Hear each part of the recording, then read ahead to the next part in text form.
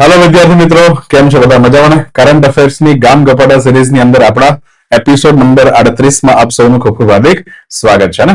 ચાલો તો આજના સેશનની જે છે આપણે સરસ મજાની શરૂઆત તો કરવાની જ છે અને ઘણા બધા ટોપિક ભણવાના છે, પણ જે સૌથી પહેલા તો ખુશખબરી એ છે કે એક ન્યૂઝ સરસ મજાના આવ્યા છે કે આપણી કરંટ અફેરની સિરીઝ જે છે એને તો તમે સારામાં સારો પ્રતિસાદ આપી જ રહ્યા છો.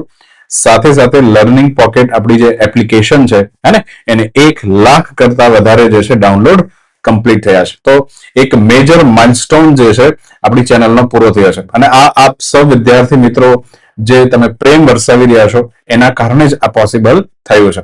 ઓકે, તો આજના સેશનની પણ આપણે શરૂઆત કરી અને ઘણા વિદ્યાર્થીઓ મને મેસેજ કરી રહ્યા સર ગુજરાતનું બજેટ જે છે ભણાવજો. હા, તો બિલકુલ આપણે ગુજરાત જે છે એનું બજેટ પણ આની અંદર સિરીઝની અંદર મને જેવો સમય મળશે અને અનુકૂળતા આવશે પ્રમાણે ધીરે ધીરે આપણે બજેટ પણ આખું ભણશું અને જેટલી પણ એની અંદર નવી જાહેરાતો છે, આમ તો ખૂબ ઓછી જાહેરાતો છે પણ બધી યોજનાગત જાહેરાતો વધારે છે.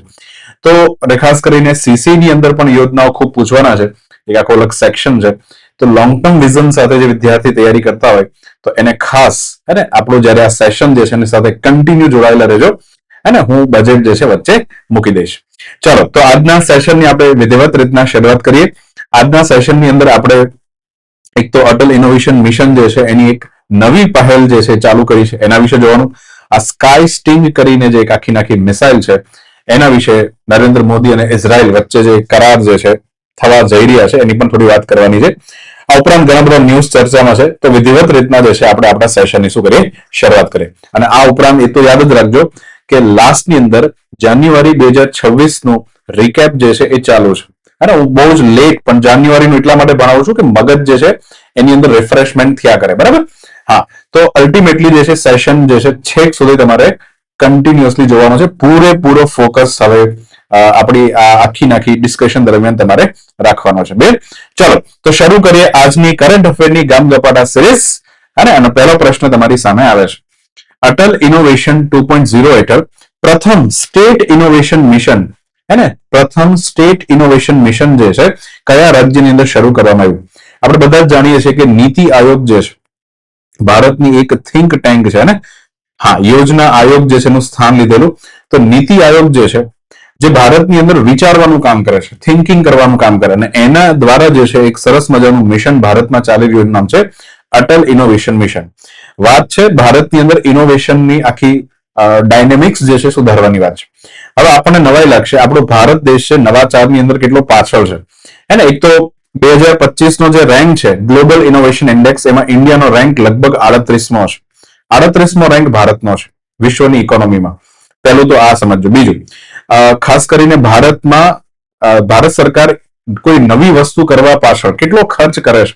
માની લો કે મને કોઈ નવો આઈડિયા આવ્યો અને મેં સરકારને કીધું કે ભાઈ મારે જે છે આઈડિયાને સ્કેલ અપ કરવો છે, આઈડિયાને એક મોટી કંપનીમાં કન્વર્ટ કરવો છે, સ્ટાર્ટઅપ કરવું છે, તો મને મારી પાછળ જે છે સરકાર કેટલો ખર્ચ કરે છે એને કહેવાય ઇનોવેશન પાછળનો ખર્ચો.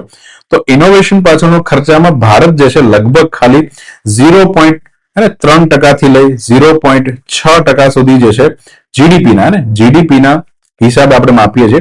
તો જીડીપીના આટલા ટકા જે છે ભારત સરકાર ઇનોવેશન પાછળ ખર્ચો કરે છે.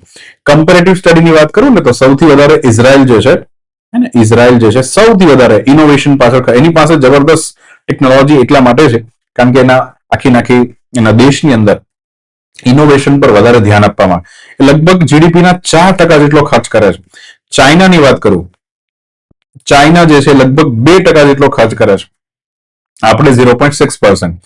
અને ભારત સરકાર શું ખોટી છે? 0.6% જ કેમ કરે છે? તો એનું પ્રેક્ટિકલ રીઝન બી છે.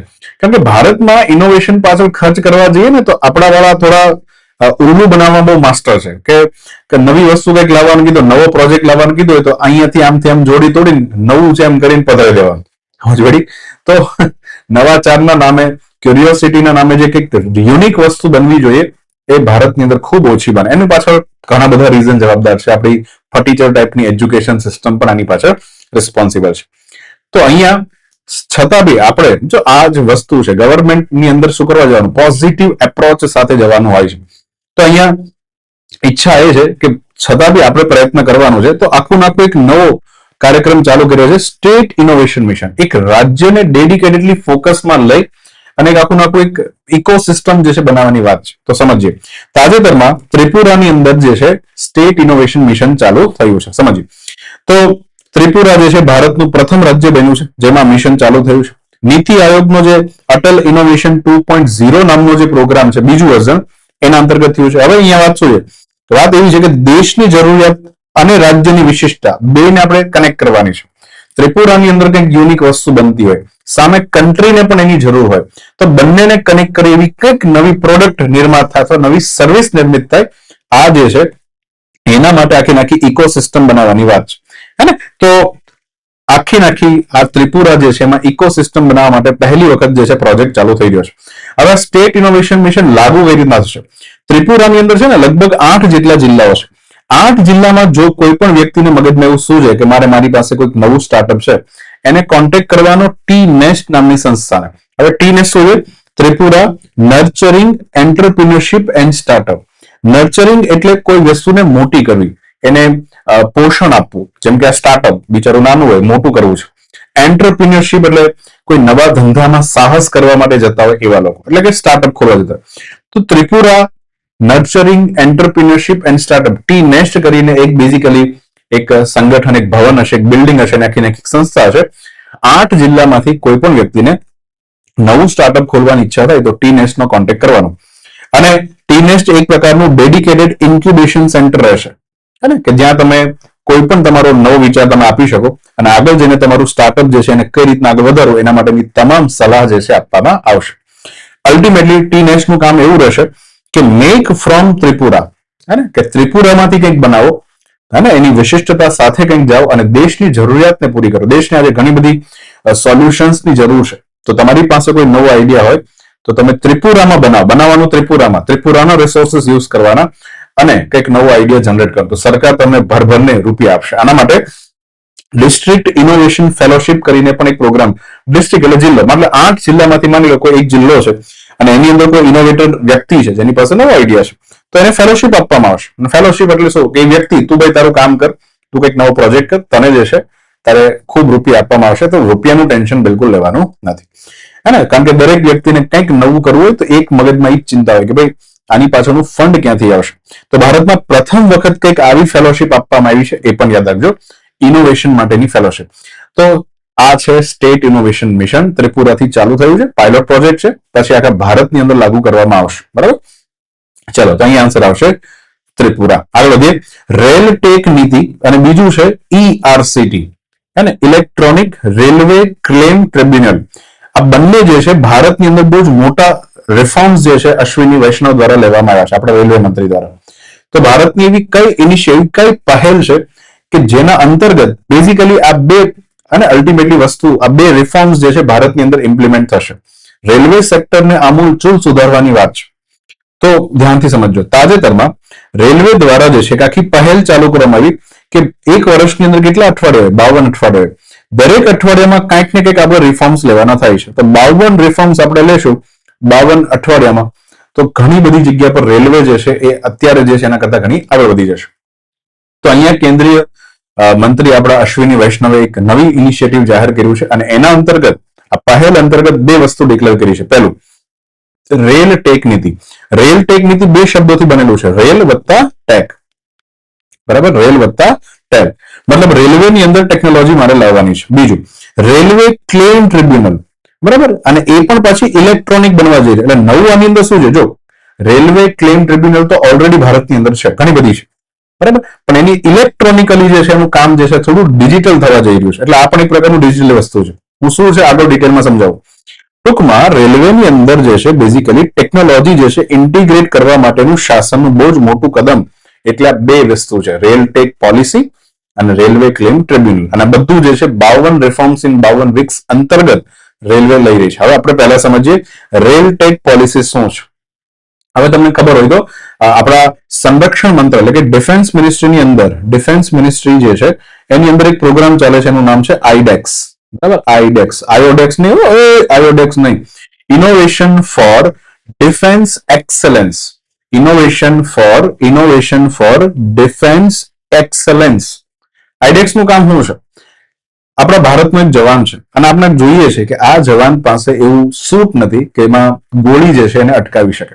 તો હું એક સાધારણ ગામડામાંથી આવું છું, પણ મને મારા જવાનોનું ટેન્શન થાય છે. તો હું શું કરું છું કે હું એક એવું જેકેટ બનાવું છું કે જે બેઝિકલી નેચરલ વાંસમાંથી કે એમાંથી કંઈકથી બને છે અને બહુ જ ઓછા ભાવમાં બને છે અને એનાથી બુલેટ જે છે રોકી શકાય. આવું કંઈક મારા દિમાગમાં નવી ઇનોવેશન આવ્યો, નવો આઈડિયા આવ્યો અને મારે એટલું કરવાનું કે આઈડેક્સ પોર્ટલ ઉપર જઈ મારો આખો આઈડિયાનો રિપોર્ટ જે છે ત્યાં જમા કરાવવાનો, એડ કરવાનો. તો ડિફેન્સ મિનિસ્ટ્રી આવા બધા આઈડિયા જે છે એની પાસે આવ્યા કરે. ડિફેન્સ મિનિસ્ટ્રીમાં જો સારો આઈડિયા લાગે તો એને ડિફેન્સની અંદર ઇમ્પ્લિમેન્ટ કરે, તો ખૂબ નવી વસ્તુ જે છે સરકાર સુધી પહોંચતી રહે. આવું જ કંઈક રેલવેમાં કરવાનું છે. માની લો કોઈ સ્ટાર્ટઅપ વાળો છે, બરાબર, કોઈ ઇનોવેટર્સ છે, બરાબર, કોઈ મોટો ઉદ્યોગ ચલાવે છે, એને કંઈક એવો આઈડિયા આવ્યો કે રેલવે ક્ષેત્રમાં કોઈક નવું સંશોધન અમારી પાસે છે, તો એના માટેનું હવે એક વેબ પોર્ટલ બની જશે. એની અંદર ડાયરેક્ટલી પોતાની વસ્તુ અપલોડ કરી લેવાની. પહેલા જયારે સૌથી જો આમાં કેવું હોય ખબર કે તમને કંઈક નવો વિચાર આવ્યો, પણ એવો નવો વિચાર ડાયરેક્ટ નો કહેવાનો. તમારે પહેલા નાનું એવું પ્રોટોટાઇપ બનાવવું પડે. મારે કંઈક એવું સાધનમાં, ચલો એક પ્રોબ્લેમ સમજીએ. રેલવેની અંદર એક સમસ્યા શું છે કે રેલવે જયારે આ રીતના ટ્રેન જે છે જતી હોય અને રસ્તામાં જે છે બેઝિકલી ક્યારેક કોઈ હાથી બાથી જે છે આવી જાય, અથવા સિંહ, વાઘ, ઘણા બધા લોકોનું મૃત્યુ થઈ જાય એક્સિડન્ટને કારણે. તો શું એવું કંઈ ડિજિટલ ઇનોવેશન એઆઈ ના મદદથી કંઈક કરી શકો? તો પહેલા તમારે એક નાનું પ્રોટોટાઇપ બનાવો, એકદમ નાની વસ્તુ કે જેમાં આમાં આવે ને વચ્ચે કોઈ આવે ને અચાનક જે છે બ્રેક લાગી જાય કે કંઈ પણ થાય. તો આ પ્રોટોટાઇપ જે છે એ બનાવવું જરૂરી છે. હવે પ્રોટોટાઇપમાં બી તો ખર્ચો થાય. પ્રોટોટાઇપ એમ તો બને. તો સરકારે એવું કીધું છે કે પ્રોટોટાઇપ હોય અથવા એનું ટ્રાયલ હોય તો એની અમે ગ્રાન્ટ આપશું. તમે ખાલી અમારી પાસે પ્રોજેક્ટ જમા કરાવો, અમે તમને શું આપશું? ગ્રાન્ટ. અને જે પહેલા ગ્રાન્ટ હતી એના કરતી કઈ કરી દીધી વખતે બમણી કરી દીધી છે. રેલ ટેક પોલિસી અંતર્ગત એને ડબલ કરી દીધી છે. માની લો તમારું પ્રોટોટાઇપ બની ગયું છે, તો હવે પછીનો ઓપ્શન આવે સ્કેલ અપ કરવું. તમારું પ્રોટોટાઇપ સક્સેસ થઈ ગયું, બસ સારી તમે વસ્તુ બનાવી છે, કંઈક નવું બનાવ્યું છે. હવે તમને ઓર ગ્રાન્ટ આપવામાં આવશે કે આને મોટા પાયે ઉત્પાદન કરો, કારણ કે રેલવેની જરૂર છે. અને એના માટે જે ગ્રાન્ટ મળે એમાં બી 3 ગણો શું કર્યો છે? વધારે. જેટલી ગ્રાન્ટ વધારે આપવામાં આવશે એટલું તમે સમજી લો કે ઇનોવેશન જે છે વધારે થશે. અને આ જે છે પેલું 0.6 થી 0.7% છે ને ભારતનું, એ વધીને 1%. આમ તો છે ને આપણો ખરેખર હું તમને કહી દઉં કે આમ તો અમે તૈયારી કરતા ત્યારની વાત છે કે 2022માં ટાર્ગેટ હતો કે ભારત સરકાર જે છે જીડીપીના લગભગ 2% જેટલો ખર્ચો મતલબ કરશે. 2022 નો ટાર્ગેટ છે. જો કે અત્યારે આપણે 2026માં ઉભા છે, બરાબર. તો સમજો છો કે ભાઈ હજી પોસિબલ નથી થયું. અને સરકાર બી તો ફૂકીને કદમ, કારણ કે પૈસો ખોટી જગ્યાએ એના ઉપયોગ થઈ જાય એ સમજવાનું હોય. કારણ કે ગ્રાન્ટ એ વસ્તુ છે પાછી રિટર્ન આપવાની હોય નહીં. તો આ વસ્તુ છે. તો સફળ પ્રોજેક્ટ જો બની જાય તો લાંબા ગાળાના અમલીકરણ માટે બી રેલવે એને શું આપી દેશે? ઓર્ડર. હવે રેલવેમાં કેવા પ્રોબ્લેમ છે? મેં પહેલું જ કહ્યું, પહેલો પ્રોબ્લેમ છે ધુમ્મસનો. ક્યારેક ધુમ્મસ આવે તો રેલવેમાં જે છે દેખાય નહીં આગળ. બીજો પ્રોબ્લેમ ધુમ્મસનો એક પ્રોબ્લેમ છે. પછી બીજો મેં તમને કીધું પ્રાણીઓના સાથે ખૂબ એક્સિડન્ટ થાય છે, કોલાઇઝન થાય છે, એ બી એક સમસ્યા છે, બરાબર. પછી ત્રીજો તમને ખબર હોય તો એક સમસ્યા એવી છે રેલવેની અંદર કે તમે જયારે ટ્રેનની અંદર જતા હો તો ભલે રેલવે આમ તો સુરક્ષિત જર્ની એટલે માનવામાં આવે કે ભાઈ ડબ્બો જે છે એકદમ સ્થિર, એના મજા આવે કે ભાઈ ચાલો ક્યાંય બમ્પ આવવાના નથી. પણ તમે જોયું કે એમાં બી ધીમે આટલું વાઇબ્રેશન તો આવ્યા જ કરે. તો કંઈક એવું સોલ્યુશન લાવો કે આ વાઇબ્રેશન જે છે ઘટાડી શકે. આ વાઇબ્રેશન શું કરી શકાય? ઘટાડી શકાય. તો આરામદાયક સફારી આપણી જે સફર જે છે એ રહે. તો અલ્ટિમેટલી આવા બધા પ્રોબ્લેમ્સ રેલવે જે છે ફેસ કરી રહ્યું છે, આનું સોલ્યુશન લાવવું જરૂરી છે. તો આને કહેવાય છે રેલ ટેક પોલિસી. પહેલું. બીજું, અહીંયા રેલવે ક્લેમ ટ્રિબ્યુનલ જે છે, પહેલા તો હું આરસીટી હું સમજી દઉં, પછી એમાં ઈઆરસીટી હું તે બી સમજ્યું. 1987 નો 1987 નો અધિનિયમ છે રેલવે ક્લેમ એટલે દાવા ટ્રિબ્યુનલ અધિનિયમ. ટ્રિબ્યુનલ ને કોઈ પણ અદાલત જેવી જ એક નાની અદાલત, પણ જેમાં એક્સપર્ટ બેઠા છે. તો એ શું કરે છે? આવી ટ્રિબ્યુનલ જે છે એ ઓલરેડી રેલવે બનાવી છે. 21 શહેરોમાં એની 23 જેટલી બેન્ચ છે. આરસીટી જે છે એ રેલવેની અંદર કોઈ પણ અકસ્માત થાય તો એના માટેના વળતર માટેનો આખો ક્લેમ જે છે સાંભળે છે. કોઈ એક્સિડન્ટ થયો, કોઈ ડબ્બો જે છે પડી ગયો અને એમાં એના ઘરવાળા જે છે એમાં કોઈનું મૃત્યુ થઈ ગયું, તો એના પરિવાર સંબંધી જે છે આરસીટીમાં પોતાનો કેસ દાખલ કરશે કે અમને જે છે 5 કરોડનું વળતર જોઈએ, બરાબર. હવે અહીંયા આરસીટીમાં પછી ચુકાદો આપવાનો કે 5 કરોડ નહીં મળે, આટલા કરોડ મળશે, અથવા આટલા નહીં આટલા મળશે, વોટ એવર જે પણ જે છે એ અહીંયા આપવામાં આવે. બીજું, માલ સંબંધિત કોઈ વિવાદ હોય, તમે કોઈ સામાન જે છે મોકલ્યો છે અને રેલવે જે છે એનો અંદર એ સામાન ચોરાઈ ગયો, બહુ ઇમ્પોર્ટન્ટ સામાન હતો, તો હવે જે છે વળતર કોણ આપે, વગેરે વગેરે. આ બધું જ માલ સામાન સંબંધી વિવાદ પણ કોણ સંભાળે છે? આરસીટી, બરાબર. તો આરસીટી નું કામ ખૂબ મોટું છે. હવે અહીંયા વસ્તુ એ છે કે આને ERCT ઘોષણા કરી છે. એટલે કે એક ઓનલાઈન જે છે બેઝિકલી તમે કોઈ પણ ફરિયાદ હોય રેલવેમાં તમારા માલ સામાન સંબંધિત કે અકસ્માત, તો હવે તમારે છે ને રેલવેની જે 23 બેન્ચ જે છે ત્યાં સુધી જવાની જરૂર નથી. તમે ઓનલાઈન જે છે બેઝિકલી ફાઇલિંગ કરી શકો. તમે ઓનલાઈન આખો ડેટા નાખી શકો. પછી ઓનલાઈન જ ચુકાદાઓનો એક્સેસ પણ, માની લો કે તમારો ક્લેમ ચુકાદો આવી, પેલા કેવું છે ચુકાદો લેવા માટે બી તમારે છેક ટ્રિબ્યુનલ સુધી અને ત્યાં જવું પડતું. હવે આની બેન્ચ તો બહુ દૂર દૂર હોય, 23 બેન્ચ છે, ક્યાં બેઠી હોય આપણને થોડી ખબર. તો અલ્ટિમેટલી બહુ દૂર જવું. બીજું રિયલ ટાઈમમાં તમારો કેસ જે છે ટ્રેક થશે, ખબર પડે કે મારો કેસ ક્યાં પહોંચ્યો, બાકી બધા, કારણ કે બહુ બધા દાવા આવતા હોય રોજ, બરાબર ને. અને એટલા માટે વ્યક્તિને ત્યાં સુધી જવું પડે તો મુસાફરીનો ખર્ચ પણ ઓછો થઈ જાય.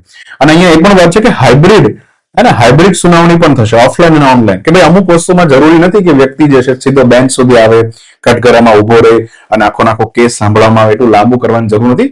ઘરે બેઠો બેઠો ઓનલાઈન જે છે વિડીયો કોલથી હાજર થઈ જશે, તો પણ જજ સાહેબ જે છે તેને ચુકાદો આપી દેશે. આ રીતના ERCT જે છે એ પણ લાવવામાં આવ્યું છે. આનાથી ઘણો બધો સમય જે છે લોકોને બચશે. તો અહીંયા 52 અઠવાડિયામાં 52 સુધારા નામની જે પહેલ છે એના અંતર્ગત આ બે વસ્તુ લાવવામાં આવી છે. આગળ વધીએ. કયું એરપોર્ટ જે છે બેસ્ટ એરપોર્ટ એટ અરાઇવલ એટલે પ્લેન આવે ત્યારે, ડિપાર્ચર એટલે પ્લેન જાય ત્યારે. આપણે ગયા લેક્ચરમાં પણ વાત કરી કે એક સંસ્થા છે, એનું નામ છે એરપોર્ટ કાઉન્સિલ ઇન્ટરનેશનલ. આ સંસ્થા છે, આનું હેડક્વાર્ટર ક્યાં છે યાદ છે બધાને? આનું હેડક્વાર્ટર ક્યાં છે? કેનેડા. કેનેડાના મોન્ટ્રિયલ શહેરમાં હેડક્વાર્ટર છે, બરાબર. તો આનું કામ શું છે? જેટલા બી એરપોર્ટ છે એ એરપોર્ટની અંદર કેવી સુવિધાઓ છે આના વિશે જે છે આ બધું કામ કરે છે, એની કાઉન્સિલ છે. હવે કોઈ પણ, મેં તમને પહેલા કીધું કે આ જે એવોર્ડ જે છે તાજેતરમાં ઇસ્તાંબુલ, કઈ જગ્યા પર? ઇસ્તાંબુલ, તુર્કી જે છે ને, ઇસ્તાંબુલ એની રાજધાની, ત્યાં જે છે બેઝિકલી એવોર્ડ સમારંભ યોજાણો કે દુનિયાભરના બેસ્ટ એરપોર્ટ જે છે ને આપણે શું આપીએ? એવોર્ડ આપીએ. તો અહીંયા આજે આખી કાઉન્સિલ જે છે એ શું નક્કી કરે છે કે માની કોઈ પ્લેન ઉતર્યું અરાઇવલ, અને હવે મુસાફર જે છે એને અનુભવ થશે કે કઈ રીતના એને ત્યાં લઈ જવામાં આવે છે, પછી એને કઈ રીતના ફેસિલિટીઝ આપવામાં આવે છે. આ બધાનું જે છે એક પ્રકારનો સર્વે કરવામાં આવે અને મુસાફરોના ફીડબેકના આધારે બેઝિકલી એવોર્ડ આપવામાં આવે છે, હે ને. તો અહીંયા અરાઇવલની કેટેગરી, ગયા વખતે લેક્ચરમાંથી ડિપાર્ચરની કેટેગરી હતી, શું સમજીએ. તો તાજેતરમાં મેંગલુર ઇન્ટરનેશનલ એરપોર્ટ જે છે એને ASQ નામનો જે છે એવોર્ડ 2025 જે છે એ જીતી લીધો છે. તો મંગલુર ઇન્ટરનેશનલ એરપોર્ટ જે કર્ણાટકમાં આવેલું છે, વૈશ્વિક સ્તરે 6 એરપોર્ટમાંથી એને પસંદ કરવામાં આવ્યું છે. એ આગમન સમયનું શ્રેષ્ઠ એરપોર્ટ છે અરાઇવલનું, અને એરપોર્ટ કાઉન્સિલ ઇન્ટરનેશનલ દ્વારા જે છે આ બેઝિકલી એવોર્ડ આપવામાં. એવોર્ડનું નામ શું છે? ASQ, અને એરપોર્ટ સર્વિસ ક્વોલિટી એવોર્ડ. તો હવે તાજેતરમાં આખી વાત સમજીએ કે આ છે શું. મેઇન તો આ સંસ્થા છે, જો શું નામ છે? Airport council international. ક્યાં છે? કેનેડાના મોન્ટ્રિયલ શહેર. એને એક એવોર્ડ આપ્યો છે. કયો એવોર્ડ આપ્યો છે અત્યારે? તો વર્લ્ડના એવા એરપોર્ટ કે જે સર્વિસ ક્વોલિટીમાં બેસ્ટ હોય, સેવા આપવામાં, હોસ્પિટાલિટીની વાત છે. એમાં ભારતના બે અલગ અલગ એરપોર્ટ એવોર્ડ જીતી લેવા. ગયા વખતે આપણે વાત કરી હતી એશિયા પેસિફિક કેટેગરીમાં. એશિયા પેસિફિક કેટેગરીમાં 4 કરોડ વાળા જે મુસાફરોની જે કેટેગરી છે એમાં ડિપાર્ચર સમય કે જાતા સમય શ્રેષ્ઠ એરપોર્ટ કયું છે? Chhatrapati Shivaji Maharaj international airport. આપણે ગઈ વખતે વાત કરી. આ વખતે જે નવી વાત કરવાની આ છે, જે ગ્લોબલ લેવલ ઉપર જે એવોર્ડ આપ્યો, હવે આ વર્લ્ડની આખાની વાત છે, એશિયા પેસિફિક રિજિયન પૂરતી વાત નથી. આગમન સમય અને શ્રેષ્ઠ એરપોર્ટ કયું છે? મેંગલુરુ ઇન્ટરનેશનલ એરપોર્ટ, બરાબર ને. તો 2 એવોર્ડ મળ્યા છે અને એવોર્ડ સમારંભ ક્યાં હતો? તુર્કીના ઇસ્તાંબુલ ખાતે.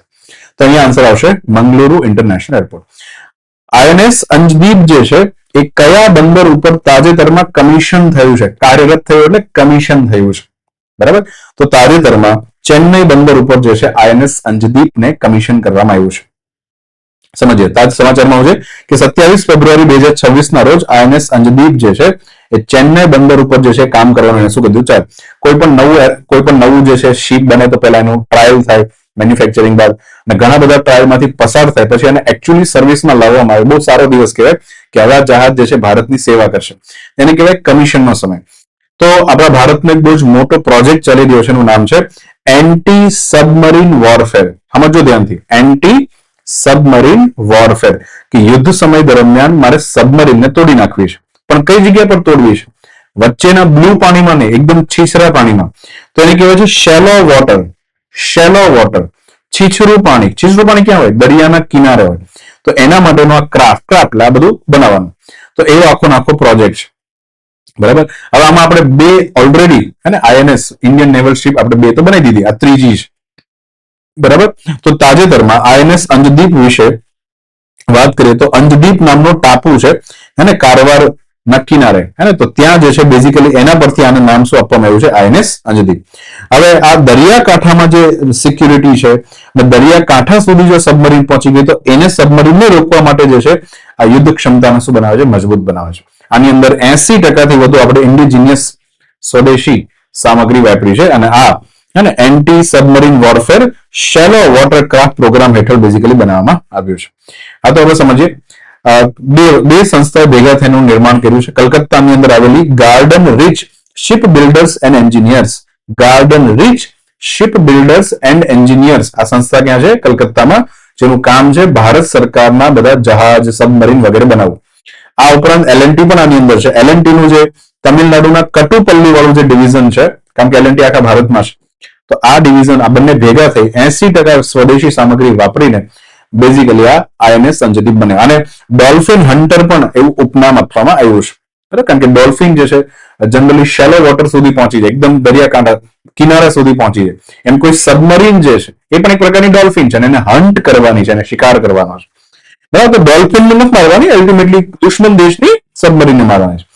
તો ઓલરેડી આપણા ભારતમાં આ જે એન્ટી સબમરીન વોરફેર શેલો વોટર ક્રાફ્ટ જે છે આ પ્રોજેક્ટ છે આખો નાખો, એના અંતર્ગત આપણે બે વસ્તુ તો બનાવી દીધી છે. એકનું નામ છે આઈએનએસ અર્નાલા, જે આપણે આગળના લેક્ચરમાં જોઈ પણ ગયા છે.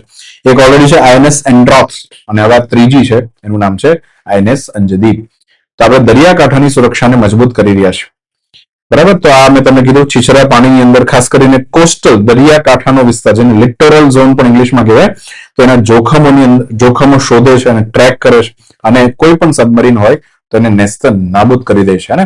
તો તમે સમજો છો આ રીતના, જો આ આપણું આઈએનએસ અર્નાલા છે, બરાબર, અને નીચે કોઈ સબમરીન દરિયા કાંઠાના વિસ્તારમાં અહીંયા કોઈ સબમરીન હોય ડિટેક્ટ કરે અહીંયાથી, તરત એને તોડી નાખે, આવું કંઈક છે, બરાબર, આઈએનએસ અંજદીપ. તો ચેન્નઈ બંદર ઉપર એનું કમિશન કાર્ય પૂરું થયું છે. આગળ વધીએ. સ્કાય સ્ટિંગ નામની એક મિસાઇલ છે જે તાજેતરમાં સમાચાર છે. તે એક પ્રકાર છે, શેનો પ્રકાર છે? આમાંથી ચારમાંથી કયો પ્રકાર છે આ મિસાઇલ? સપાટીથી સપાટી સુધીની missile, cruise missile, beyond visual range air to air missile. મારા નજર કે સામને નહીં, નજર કે સામને નહીં, નજરની સામે નહીં, beyond visual range. Visual range એટલે શું કે હું જેટલું જોઈ શકું એને વિઝ્યુઅલ રેન્જ કહેવાય.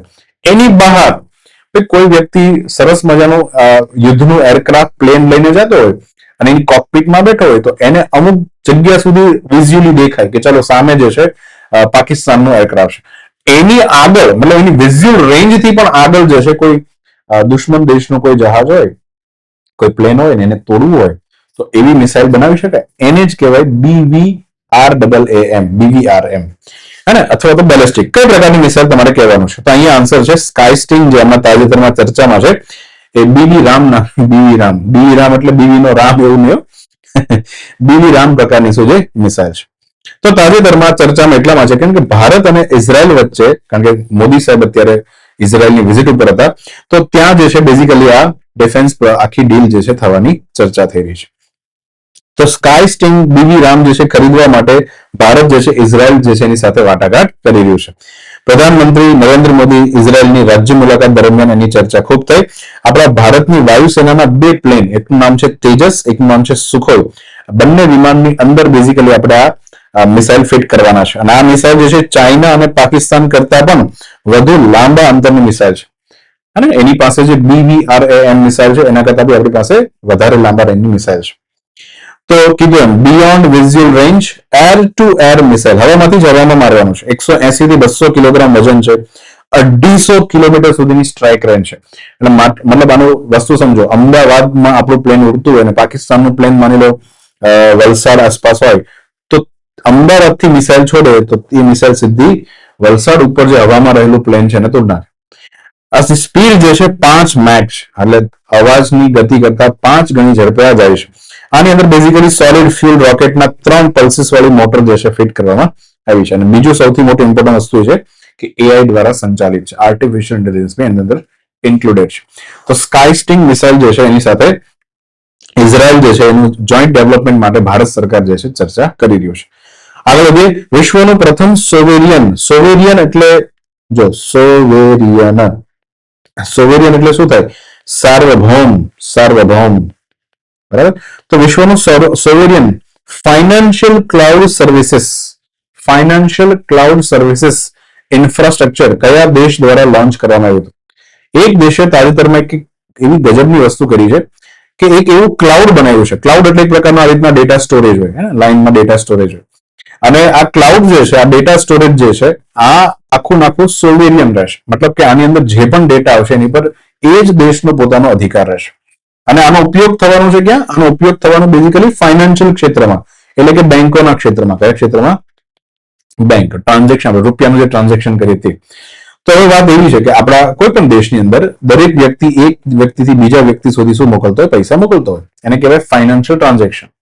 હવે આની અંદર થાય છે કેવું કે બધી બેંકો છે, ભારતની બેંક હોય કે કોઈ પણ દેશની બેંક હોય, એ જનરલી ગૂગલ છે, બરાબર, અથવા તો એમેઝોન છે, આ બધી અમેરિકન કંપનીઓના ક્લાઉડનો ઉપયોગ કરે છે, જેથી આપણો ડેટા બેઝિકલી યુએસએ સુધી જાય. તો અમેરિકાને ખબર હોય કે કયા રાજ્યમાં, કયા દેશમાં, કયા જગ્યા પર કેટલું ટ્રાન્ઝેક્શન થઈ રહ્યું છે, હે ને?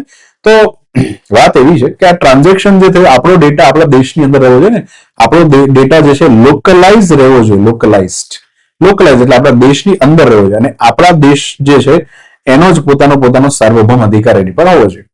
તો આ હિસાબથી વિશ્વનું પહેલું આવું ક્લાઉડ સર્વિસ આખું ઇન્ફ્રાસ્ટ્રક્ચર જે છે એ કોને લોન્ચ કર્યું છે? યુનાઇટેડ આરબ એમિરેટ્સ. તો તાજેતરમાં યુએઈની સેન્ટ્રલ બેંક દ્વારાની ઘોષણા થઈ કે યુએઈની તમામ બેંકો જે છે આ ક્લાઉડ ઉપર જ પોતાનો ડેટા શું રાખશે? સંગ્રહિત રાખશે. સોવેરિયન એટલા માટે કારણ કે ડેટા ઉપર યુએઈનો જ અધિકાર હશે. સાર્વભૌમ શબ્દ છે, હે ને? આપણા બંધારણનો ઇમ્પોર્ટન્ટ વર્ડ છે. આપણું બંધારણ જે દિવસથી લાગુ થયું 26 જાન્યુઆરી, આપણે સાર્વભૌમ બન્યા હતા. સાર્વભૌમ એનો અર્થ શું થાય? અથવા બીજો શબ્દ બી છે સંપ્રભુ. સરકારોને પ્રભુની સમાન ગણવામાં આવી છે. આ જે ભારત સરકાર છે ને એને ઈશ્વરનો દરજ્જો આપવામાં આવ્યો છે. કેમ? કારણ કે ઈશ્વર ધારે તે કરી શકે ને. ઈશ્વર ધારે તે કરી શકે એમ આમ તો તમે જોવા જાવ તો ઈશ્વર કરતા પણ વધારે પાવર સરકાર પાસે છે. સરકાર ધારે તે કરી શકે છે. સરકારની ઈચ્છા થાય કે આ રોડ ઉપર કોઈ પર્ટિક્યુલર રિલિજનનું કોઈ બિલ્ડિંગ છે એને ઉડાડી દેવું જોઈએ અને અહીંયાથી રોડ બરાબર આમ પસાર કરવો જોઈએ, તો સરકાર જે છે બધું કરી શકે છે. તો સરકારને પ્રભુનો દરજ્જો આપવામાં આવે. સંપ્રભુતા એટલે થાય સોવરેનિટી, મતલબ તમે જ બધા સર્વા છો. અને આમ પણ તમે જો આજે આપણે એક જગ્યા પર, એક દેશમાં જીવી શકીએ છીએ શાંતિથી, એનું રીઝન છે ભારત સરકાર. અને આમ તો ખરેખર ભારત સરકારનો એક ફોટો મંદિરમાં મૂકવો જોઈએ કે રોજ તમારા સુધી ગેસ પહોંચાડે છે, તમારી બેન્કિંગ સુવિધા છે, તમારા સુધી ઇલેક્ટ્રિસિટી પહોંચાડે છે. આ બધું એક વખત લઈ લે તો ખબર પડે કે આપણું જીવન કેટલું જોખમમાં મુકાય છે. તો ખરેખર આમ જોયું તો ઈશ્વર સમાન કોણ છે? ભારત સરકાર. તો એને સોવરેનિટી કહેવાય, જેનો તમામ વસ્તુ પર અધિકાર હોય, ને? ચલો અહીંયા આવે તો યુએઈ જે છે એને બેઝિકલી આખું જે ક્લાઉડ ડેટા સર્વિસ છે એની પર પોતાનો અધિકાર રહેશે. આ ડેટા લોકલાઇઝેશનને મહત્વ આપે છે, આ ડેટા સોવરેનિટીને મહત્વ આપે છે, અને વૈશ્વિક ક્લાઉડ છે જેમ કે ગૂગલ, એમેઝોન ઉપર એની નિર્ભરતાને ઘટાડે છે. ઉલટાનું આની અંદર તો એ લોકો એઆઈ પણ ઇન્ક્લુડ કર્યું છે. કોઈ પણ આની અંદર રિસ્ક થાય, ફાઇનાન્શિયલ જોખમ સર્જાય તો એડવાન્સમાં જે છે ફ્રોડને ટ્રેક કરી શકાય. એટલે યુએઈ એનો ગજબનો કંટ્રોલ રહે. યુએઈમાં ભાઈ સરકારનો કંટ્રોલ જે છે ખૂબ ખતરનાક છે. તમે કોઈ પણ ડેટા છે ને એના ઈચ્છા વગર તમે યુઝ ન કરો. આજે બી દુબઈમાં વોટ્સએપ જે છે નથી ચાલતું, કારણ કે ડેટા બહાર જવો એ ખરેખર તમારા દેશની સિક્યુરિટીને જોખમમાં મૂકે છે. ક્લિયર? તો અહીંયા આન્સર આવશે યુએઈ. આગળ વધીએ. ભારતે કયા ક્ષેત્રમાં સહયોગને મજબૂત કરવા માટે બ્રાઝિલ સાથે એમઓયુ પર હસ્તાક્ષર કર્યા? તાજેતરમાં ભારત અને બ્રાઝિલ વચ્ચે એક એમઓયુ થયા છે. કયા ક્ષેત્રને મજબૂત કરવા માટે? સંરક્ષણ ક્ષેત્ર, કૃષિ, ટપાલ સેવા કે રિન્યુએબલ એનર્જી? બરાબર. તો તાજેતરમાં ટપાલ સેવા માટે, ને ટપાલ સેવા માટે આપણે ભારત અને બ્રાઝિલ વચ્ચે શું કર્યા છે? હસ્તાક્ષર. આ હસ્તાક્ષર કોને કર્યા? જ્યોતિરાદિત્ય સિંધિયા, જે આપણા સંચાર મંત્રી છે, સામે બ્રાઝિલના ફ્રેડરિકો ડી ફિલ્હો. આ કોઈ કામનું નથી, એ બ્રાઝિલના નથી. આ બંને વચ્ચે બેઝિકલી શું થાય? હસ્તાક્ષર. આમાં વાત એવી છે કે આપણે જે ટપાલો મોકલીએ, લેટર્સ મોકલીએ છીએ એને ડિજિટલાઇઝ કરવો, એને ડિજિટલ પરિવર્તન કન્વર્ટ કરીએ, બરાબર. તો સર્વિસ બેઝિકલી ડિજિટલાઇઝ કરવાની, જે બી પોર્ટલ, કારણ કે ઓફલાઈન મેન્યુઅલ જે કામગીરી કરતા હોય કે આટલા ટપાલ ગયા, બધું જે છે એને ડિજિટલ સોફ્ટવેર બનાવવાની વાત છે. ટૂંકમાં ટપાલ સેવાનું શું થાય? આધુનિકીકરણ થાય. ભારતમાં બી થાય ને સામે બ્રાઝિલમાં પણ થાય, કારણ કે બંને દેશમાં ટપાલ સેવા ચાલે છે. આપણે બી અહીંયા લેટર્સ જે છે ઘરે મોકલતી બી, તો એકબીજા દેશ એકબીજાને અલગ અલગ જે છે ટેકનોલોજી જે છે એકબીજાને આપશે. નવીનતા વધે, કાર્યક્ષમતા વધે, નાગરિક કેન્દ્રિત સેવાઓમાં શું થાય? વધારો થાય. જેટલા લોકો મેઇન્સ નો આન્સર લખે ને એના આવા બધા શબ્દો જે છે ખૂબ લખવાના હોય છે, યાદ રાખજો. હા, તો અને બીજું હવે આપણે એ બી સમજીએ કે ભારત અને બ્રાઝિલના સંબંધ શું છે. ખબર ને, બ્રાઝિલના રાષ્ટ્રપતિનું નામ હતું લુઇસ ઇનાસિયો લુલા. લુલા જે છે ભારત આવ્યા હતા. ભારત આવ્યા હતા કેમ આવ્યા હતા? ભારતમાં જે ઇન્ડિયા એઆઈ ઇમ્પેક્ટ સમિટ આખી યોજનામાં ભાગ લેવા માટે આવ્યા હતા. ફેબ્રુઆરી મહિનાનો મોટી ઘટના છે. હવે લુલોભાઈ જે આવ્યો હતો તો ભારત સાથે એને ઘણા બધા કરાર કર્યા છે. વેપાર અને વાણિજ્યના ક્ષેત્રમાં એને કીધું કે 2030 સુધીમાં $19 બિલિયન જે ભારત અને બ્રાઝિલ વચ્ચેનો વેપાર ચાલે છે એને વધારીને $30 બિલિયન સુધી લઈ જવો છે. તો પહેલું તો આ ટાર્ગેટ મૂકવામાં આવ્યું છે, $30 બિલિયન સુધી પહોંચવો છે. બીજું, સંરક્ષણ અને એરોસ્પેસ. મેં તમને પહેલા જ કીધું, દુનિયાની 3 સૌથી મોટી કંપનીઓ છે, બરાબર, જે પેસેન્જર વાળા એરોપ્લેન જે છે બનાવે છે, હે ને. એક તો તમને ખબર જ છે કે એરબસ, બરાબર, એરબસ. ચલો, આ તો ફ્રાન્સની કંપની છે, બરાબર. તમે મને અમેરિકાની કંપનીનું નામ આપો. ચલો, અમેરિકાની કંપની કઈ છે જે સૌથી મોટા એરોપ્લેન બનાવે છે, બરાબર, જેનું એરોપ્લેન જે છે હમણાં આપણા અમદાવાદની દુર્ઘટનામાં પડી પણ ગયું, અને એ પ્લેન જે છે એનું પણ નામ આપો. એ પ્લેન કયું હતું છે ને, આપણા પૂર્વ મુખ્યમંત્રી પણ આપણે ગુમાવ્યો. તો અમેરિકાની કઈ કંપની છે? ચાલો, એ પણ છે. ફ્રાન્સની કંપની છે એરબસ. અને ત્રીજા નંબર પર બ્રાઝિલની એક કંપની છે, એનું નામ છે એમ્બરર. શું નામ છે? એમ્બરર. એમ્બરર જે છે એ પણ એરોપ્લેન મેન્યુફેક્ચરિંગ જે છે બ્રાઝિલની અંદર કરે છે. તો ભારતની અંદર જે એમ્બરરનું 175 નામનું 80 સીટનું વિમાન જે છે, હવે આ વિમાન જે બ્રાઝિલમાં બને છે એના બદલે ભારતમાં બને એના માટે આપણે અદાણી કાકાને કીધું છે. તો અદાણી અને એમ્બરર વચ્ચે બેઝિકલી શું થયા? એમઓયુ થયા કે જેથી પ્રાદેશિક જેટ જે છે એની ફાઇનલ એસેમ્બલી લાઇન જે છે ભારતમાં બને. કે પુરજા ભલે ત્યાં બ્રાઝિલમાં મેન્યુફેક્ચર થાય, પણ એની જે જયારે જોડવાનું કામ હોય, ફાઇનલ એસેમ્બલી લાઇન જે કહેવાય, એ જે છે ભારતમાં આવવું જોઈએ. આવું એમઓયુ જે છે થયા છે કોની વચ્ચે? ભારત અને બ્રાઝિલ. બીજું, આરોગ્ય અને ફાર્માની અંદર. અચ્છા, ભારતની અંદર માની લો કોઈ પણ મારે નવી દવા ઇન્ટ્રોડ્યુસ કરવી હોય, કોઈ પણ નવી દવા, તો મારા પાસે એક પરમિશન હોવી જોઈએ, ભારતની CDSCO નામની સંસ્થા, બરાબર. તો central drug standard control organisation આવું નામ છે, જે આપણા ભારતમાં ડ્રગ્સના સ્ટાન્ડર્ડ જે છે ને કંટ્રોલ કરે છે. તો આપણા ભારતની તો મેઇન સંસ્થા કઈ છે? CDSCO. એ જ રીતના બ્રાઝિલની એક સંસ્થા છે એનવિઝા. હવે એવું નામ છે આપણે જાણ, કારણ કે પોર્ટુગીઝ લેંગ્વેજ આની અંદર, બરાબર. તો અલ્ટિમેટલી આ બંને વચ્ચે શું થયા છે? કરાર થયા છે, બરાબર. શું કહે છે? એના કરાર થયા બી સમજવા જેવું છે. કોઈ પણ દવા હોય ને, દવાની અંદર બે વસ્તુ હોય. દવા જે છે, આપણે દવા ખાતા હોઈએ, ટીકડો ખાતા હોય, એમાં બે વસ્તુ હોય. એક તો દવાનો પાવડર, એક તો શું? દવાનો પાવડર, બરાબર. અને એની અંદર નાખવું એક કેમિકલ. બે વસ્તુથી અલ્ટિમેટલી દવા બને. આ કેમિકલ એ વસ્તુ છે કે જે આપણા શરીરની અંદર જશે અને રોગ ઉપર એ એક્ટિવ થશે. પાવડર જે છે એ પછી હવારમાં નીકળી જાય, અને પાવડરનો કોઈ રોલ હોતો નથી, પણ પાવડર ઇમ્પોર્ટન્ટ છે કારણ કે કેમિકલને અંદર રાખશે. પાવડર જે છે ને આપણે પાવડર કહીએ, પણ ખરેખર ટેકનિકલ ભાષામાં એને એપીઆઈ કહેવાય, હે ને. એપીઆઈ, એક્ટિવ ફાર્માસ્યુટિકલ ઇન્ગ્રેડિયન્ટ, આવું કહેવાય, એક્ટિવ ફાર્માસ્યુટિકલ ઇન્ગ્રેડિયન્ટ. હવે વિચારો, પાવડર તો કોમન હોય, એનો શરીરમાં કોઈ રોલ નથી, અને પાવડર વગર જે છે દવા બને નહીં, કારણ કે ડાયરેક્ટ કેમિકલના ટીપા આપણાથી પીવાય નહીં. તો એપીઆઈ જે છે એ રો મટીરિયલ કહેવાય. હવે ભારતની અંદર એક તો સમજો, ભારત છે ને ચાઇના ઉપર વેરી ડિપેન્ડન્ટ છે શું બનાવવામાં? એપીઆઈ. પણ કોરોના કાળમાં જયારે આપણને ખબર પડી કે સાલું આટલું બધું એપીઆઈ આપણે ચાઇનાથી ઇમ્પોર્ટ કરીએ છીએ, તો એના કરતા હવે આવું રો મટીરિયલ તો ભારતમાં બનવું છે. આપણે ચલો કેમિકલમાં ઇનોવેશન આવે, રો મટીરિયલ પાવડર બનાવવાની વાત છે, એનો બનાવીએ કે. એટલે ભારત જે છે, ઇન્ડિયાએ ભારતની અંદર એપીઆઈ મોટા પાયે બનાવવા માટે ઘણી બધી પહેલ કરી. ગુજરાત સરકારે પોતાની ઇનોવેશન પોલિસીની અંદર એપીઆઈ માટે ઘણી બધી ગ્રાન્ટ ફાળી, અને ભરૂચમાં ઘણી બધી એપીઆઈના કારખાના આજે પણ બની ગયા છે. સો અલ્ટિમેટલી આજે ભારત હમણાં ધીરે ધીરે એપીઆઈ નું મેન્યુફેક્ચરિંગ કરી રહ્યું છે. હવે વાત એવી છે કે આપણે આપણું એપીઆઈ જે છે બ્રાઝિલને એક્સપોર્ટ કરશું, જેથી એનો જે સ્થાનિક દવાનો ખર્ચ જે છે શું થઈ જાય? ઘટી જાય. આ વાત છે. પછી વાત કરીએ ડિજિટલ અને ટેક. તો આની અંદર વાત છે કે ભાઈ સામાન એક જગ્યાએથી બીજી જગ્યાએ જતો હોય, કસ્ટમના અધિકારીઓ વારે વારે સામાનને રોકે, પાર્સલને રોકે, તો ચેકિંગની આખી પ્રોસેસ હોય, તો બધું જ જે છે ડિજિટલાઇઝ કરવા માટે electronic certificate of origin ECOO નામનું એક પોર્ટલ બનાવશું, જેથી આપણે બ્રાઝિલ સામાન મોકલવાનો હોય તો ભાઈ ઓનલાઈન જે છે આખી પ્રોસેસ કરી લેવાની, જેથી કસ્ટમના અધિકારીઓ જે છે બેઝિકલી તમને ડાયરેક્ટલી જે પરમિશન જે છે આપી દે, તો તમારો સામાન કે વચ્ચે અટવાય નહીં. તો એનાથી લોજિસ્ટિક ખર્ચ પણ શું થઈ જાય? ઘટી જાય. તો અલ્ટિમેટલી ટપાલ સેવામાં ભારત અને બ્રાઝિલ વચ્ચે શું થયા છે? એમ આગળ વધીએ. ઇન્ટરનેશનલ બિઝનેસ મશીન, જે અમેરિકાની બહુ જ મોટી કમ્પ્યુટર મેન્યુફેક્ચરિંગ કરતી કંપની છે, IBM.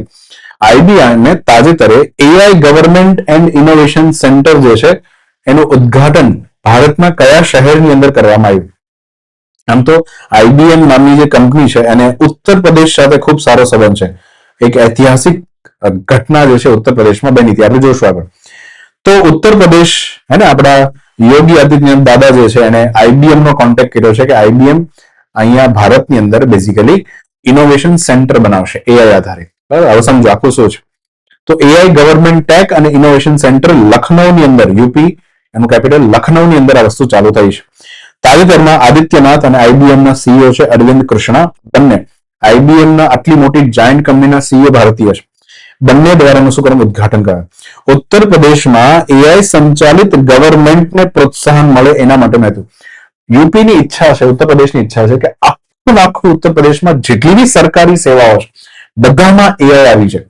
પછી સ્કૂલો હોય તો એ પણ એઆઈ આધારિત ચાલતી હોય, પછી સરકારી કોઈ પણ પ્રોજેક્ટ ચાલતો હોય તો એમાં બી એ સરકારી સોફ્ટવેર હોય એમાં પણ એ બધી જગ્યા પર એઆઈ આવી. પણ એ એઆઈ બનાવવા માટે એક સેન્ટર બી તો હોવું જોઈએ ને કે જ્યાં બેઝિકલી બધા પ્રોજેક્ટ બને. તો એમાં સેન્ટર તો લખનૌને બનાવશે. લખનૌને જે બેઝિકલી એઆઈ સિટી તરીકે વિકસાવવાનો આખો શું છે પ્લાન છે. તો ઉત્તર પ્રદેશમાં એઆઈ, પછી ડીપ ટેક એટલે તમારા એકદમ ઊંડાણ વાળા બધા કાર્યો જે છે એમાં બી ટેકનોલોજી જે છે ઇન્ટિગ્રેટ હશે. બરાબર ને? તો જેથી કરીને મારે માની લો કે એક સરસ મજાનો એક વર્ષનો આખો એવો ડેટા બહાર પડવો છે કે ઉત્તર પ્રદેશમાંથી કેટલો સામાન એક્સપોર્ટ થયો. મેં ક્લિક કર્યું, એન્ટર માર્યું, સ્થળ આમાં એક્સેલ શીટ બની ગઈ. આટલું ફાસ્ટ કામ થવું જોઈએ. અને બીજું યુપીમાં ક્વોન્ટમ કમ્પ્યુટિંગના ક્ષેત્રમાં બી કામ કરવાનું છે. આ બધાનું રિસર્ચ હવે લખનૌથી થશે. અને આઈબીએમ ને જ કેમ બોલાયું? કારણ કે આપણા ઉત્તર પ્રદેશની જે કાનપુરમાં રહેલી આઈઆઈટી છે એની સાથે જૂનો સંબંધ છે. કીધું ને 1960માં ભારતનું પહેલું કોમ્પ્યુટર જે છે એ આઈબીએમ દ્વારા જે છે આઈઆઈટી કાનપુરની અંદર એસ્ટાબ્લિશ કરવામાં આવ્યું. ભારતે કમ્પ્યુટર જગતની શરૂઆત જે છે કરી હતી આઈઆઈટી કાનપુરથી. બરાબર ને? ચલો, તો અહીંયા આન્સર આવશે લખનૌ. આગળ વધીએ. ભારતીય સેના દ્વારા તાજેતરમાં પરીક્ષણ કરાયેલ સ્ટ્રેલા 10 સિસ્ટમ એ શું છે? એ બેઝિકલી આ ચારમાંથી શું છે? સ્ટ્રેલા 10 નામની એક સિસ્ટમ છે આખી નાખી. તાજેતરમાં રાજસ્થાનની અંદર આનું સૌથી પરીક્ષણ થયું. ચારમાંથી શું છે કહેવાનું છે. ચાલો આગળ વધીએ. તો સ્ટ્રેલા 10 સિસ્ટમનું રાજસ્થાનના પોખરણ ખાતે જે છે એ સફળ પરીક્ષણ જે છે કરવામાં આવ્યું છે. બરાબર? હા, તો આ શું છે? VSHORAD.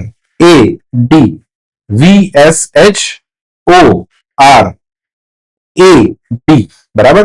જો તમે એક સારી વાત કહો, એડી છે ને, એડી એટલે થાય એર ડિફેન્સ. શું થાય? Air defence. તમે આટલું યાદ રાખો, એર ડિફેન્સ. અને બીજું રાખો very short range. Very short range. બે વસ્તુ યાદ રાખો. મતલબ કે મારે એર ડિફેન્સ સિસ્ટમ બનાવી છે પણ બહુ જ ટૂંકા અંતરમાં જે છે કોઈ વસ્તુ આવે તો એને અટકાવી દે. અને દુનિયાભરના દેશો પાસે જે પોતાની એર ડિફેન્સ સિસ્ટમ છે, ફોર એક્ઝામ્પલ ઇઝરાયલ પાસે છે આયરન ડોમ, આયરન ડોમ અને આયરન બીમ. એટલે બીમ એટલે પેલું લેઝર કે જેના દ્વારા કોઈ પણ ડ્રોન આવે તો ફટ લેઝર મારે ડ્રોન જે છે ત્યાં તૂટી જાય. તો આયરન ડોમ અને આયરન બીમ એની એર ડિફેન્સ સિસ્ટમ છે. દરેક દેશ પાસે પોતાની શું હોય? વાયુ રક્ષા પ્રણાલી. ભારતની વાયુ રક્ષા પ્રણાલી જે છે હજી આપણે નથી બનાવી શક્યા. 2035 નો ટાર્ગેટ છે કે 2035માં મિશન સુદર્શન ચક્ર અંતર્ગત આપણે પોતાની શું બનાવશું? વાયુ રક્ષા પ્રણાલી, જેમાં ઇઝરાયલ પણ આપણને મદદ કરવાનું છે. પણ ત્યાં સુધી આપણે નાની શોર્ટ રેન્જની તો ડિફેન્સ સિસ્ટમ જે પરીક્ષણ કર્યા કરીએ. તો તાજેતરમાં ભારતની ઇન્ડિયન આર્મીમાં એક આખી કોર્પ્સ, એક બ્રિગેડ છે, એનું નામ છે કોર્નાક કોર્પ્સ. બરાબર? આમ તો એને 11 કોર્પ્સ પણ કહેવામાં આવે છે. બરાબર? સોરી, 12 કોર્પ્સ પણ કહેવામાં આવે છે.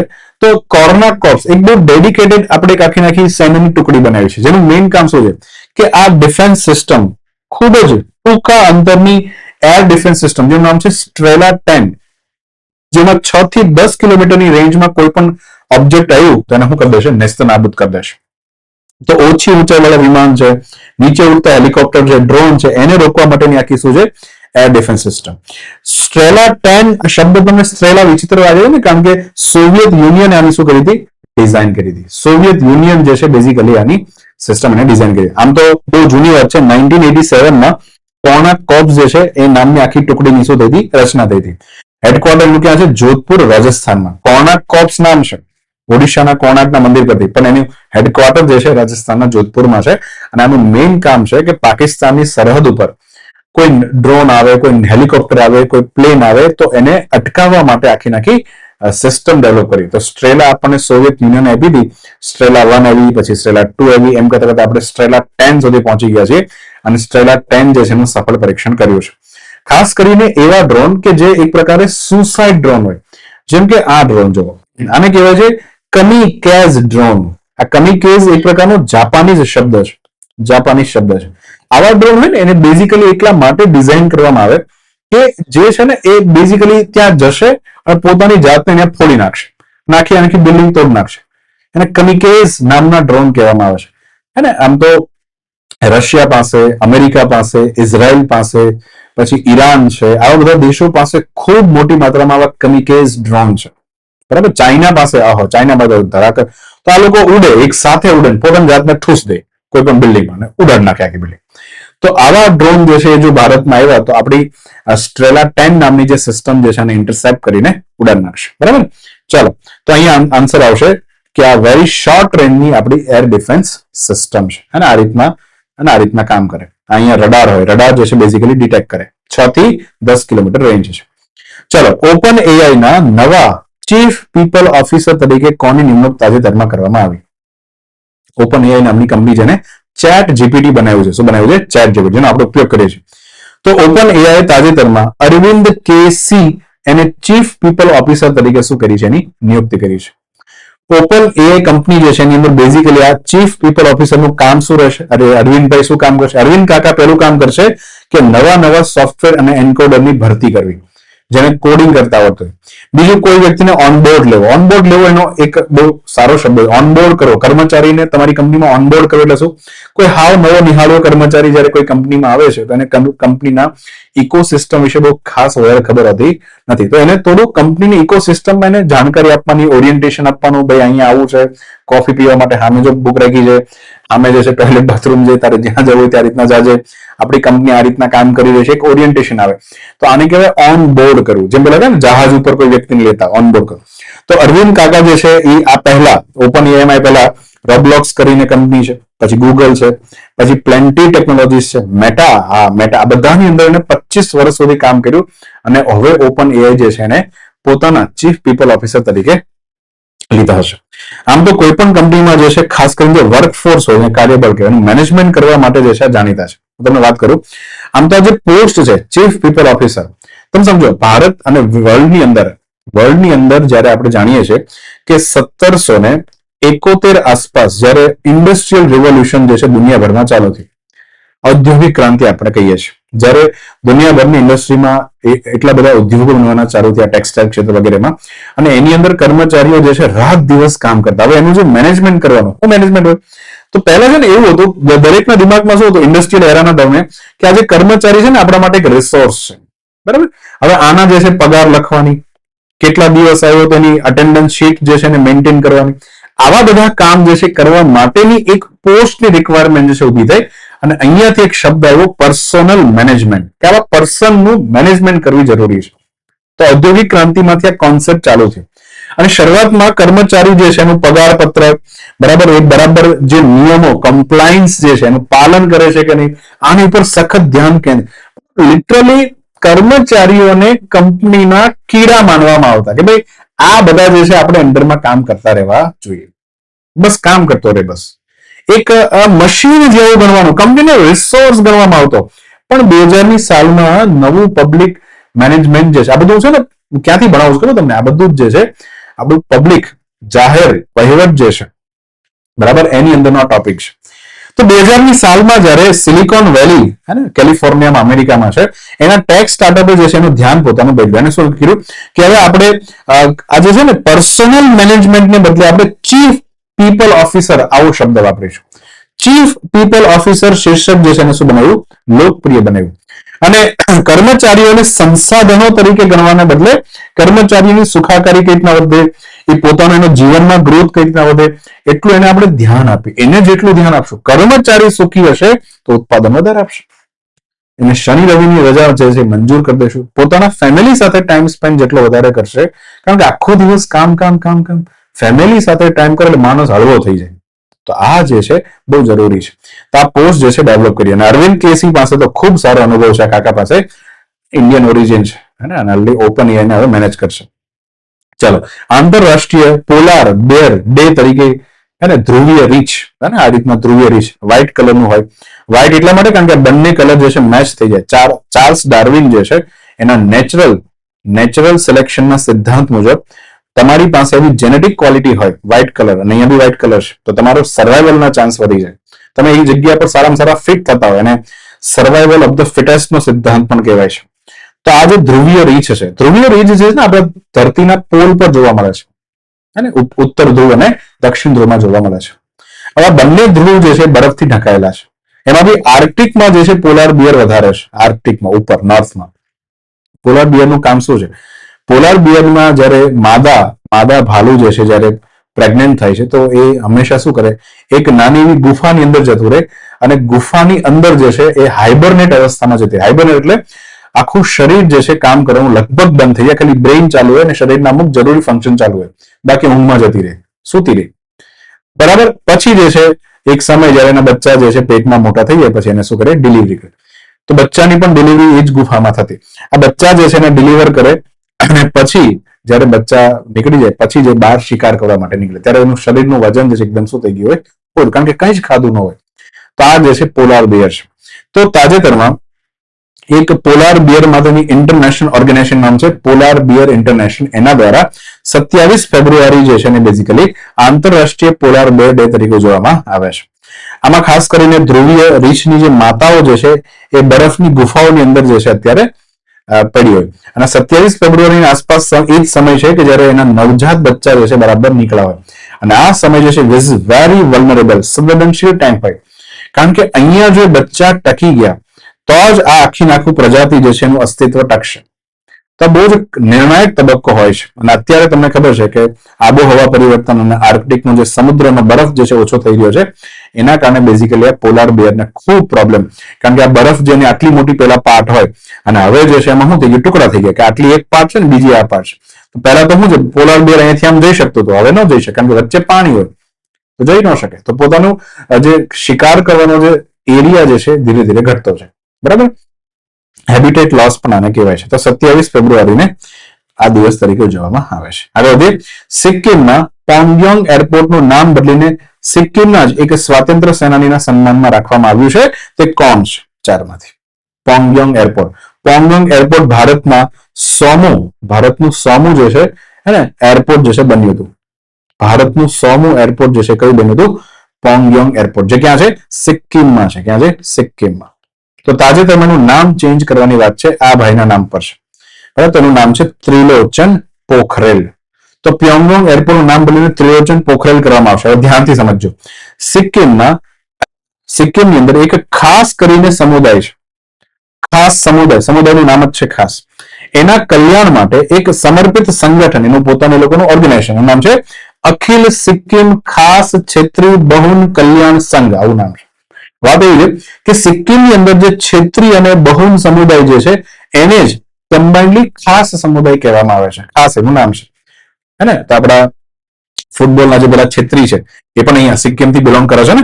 તો હવે આ લોકોનો આખો એક સંઘ છે, અને એનો 31મો સ્થાપના દિવસ એ લોકો સિક્કિમના રંગપો ખાતે ઉજવી રહ્યા હતા. અને આ જ સમારંભમાં બેઝિકલી જાહેરાત થઈ કે પોંગયોંગ એરપોર્ટનું નામ આ જ ખાસ સમુદાયમાંથી આવતા ત્રિલોચન પોખરેલ જે છે એના નામે કરવામાં આવશે.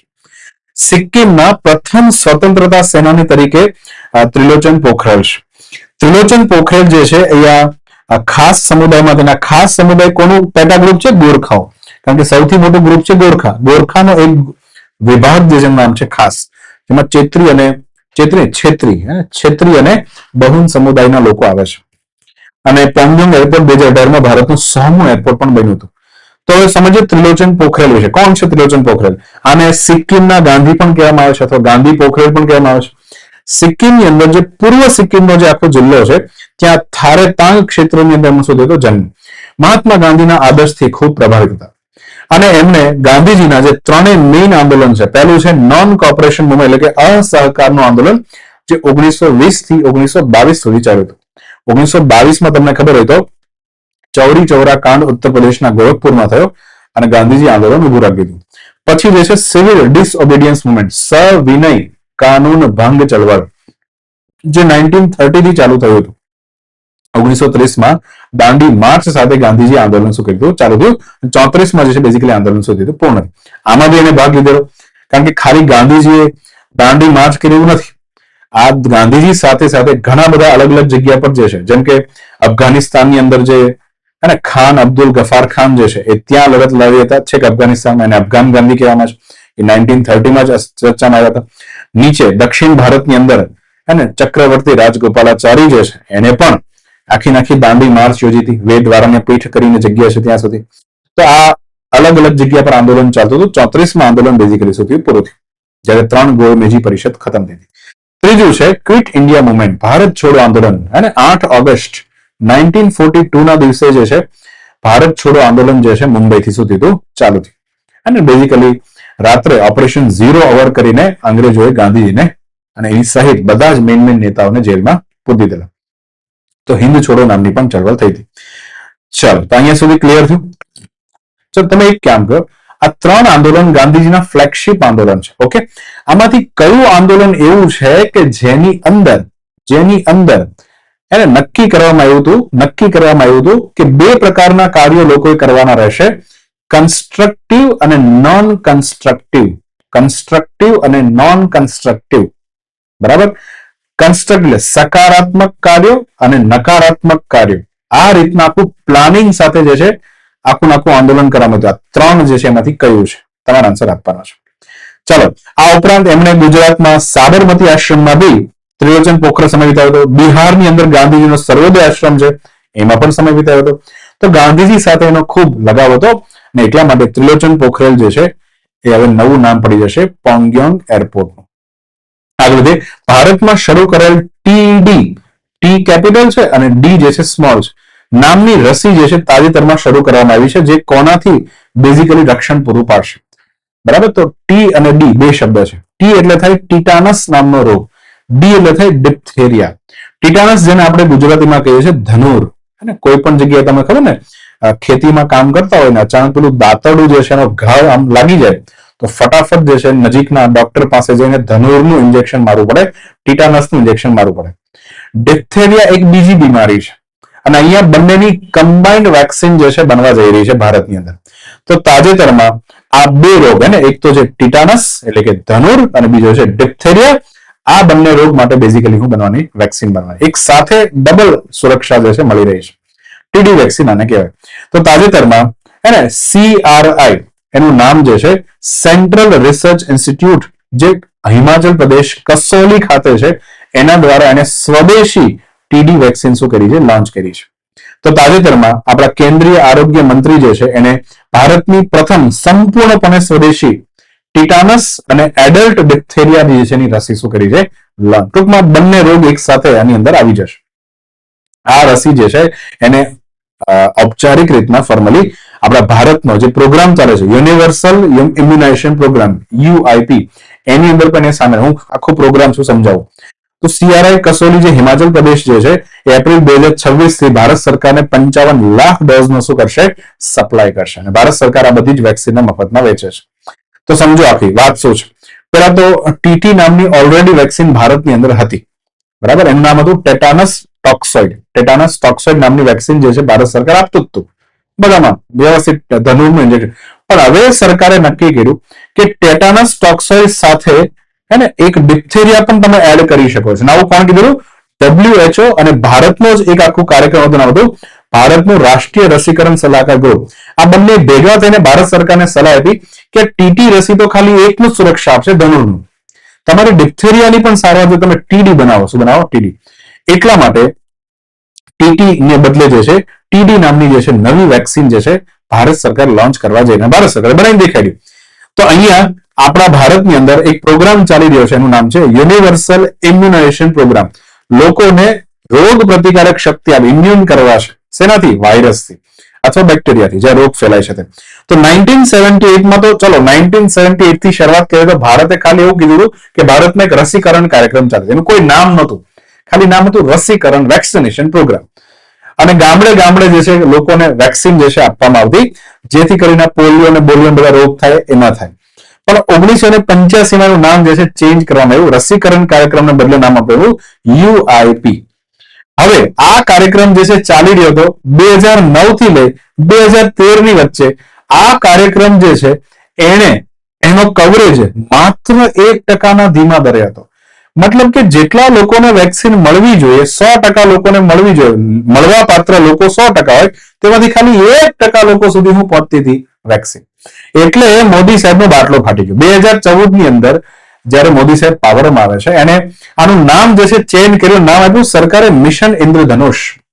મિશન ઇન્દ્રધનુષમાં મોદી સાહેબે એમ કીધું કે આપણે ચલો ટોટલ યુઆઈપી ની અંદર 12 વેક્સિન હતી અને 12 માંથી આપણે પહેલા ટાર્ગેટ 7 ને રાખીએ કે 7 વેક્સિન તો એટલીસ્ટ ભારતના લોકોને મળી જવી જોઈએ ને.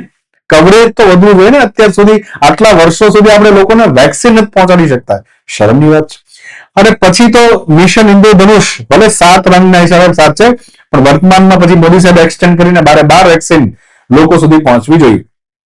એ 12 વેક્સિન શું હું સમજાવીશ. ટૂંકમાં સરકારે ટાર્ગેટ મૂક્યો મિશન ઇન્દ્રધનુષમાં કે 90% જે છે કવરેજ, 1% થી વધીને કેટલા ટકા, 90% લોકોને વેક્સિન મળી જવી જોઈએ. જો કે અત્યારે આ કવરેજ જે છે 99% સુધી પહોંચી ગયું છે. બરાબર. અને આ બધું જ જે છે યુવિન નામનું પ્લેટફોર્મ છે, એની પર ડિજિટલી સરકાર ટ્રેક પણ કરે છે. યુવિન નામનું સરકારી પ્લેટફોર્મ છે કે જેની અંદર ખબર પડે કે કેટલા લોકોને બેઝિકલી વેક્સિન જે છે મળી ગઈ છે. તો કવરેજ કેટલો છે યુવિન પ્લેટફોર્મ પર આવ્યા કરે છે.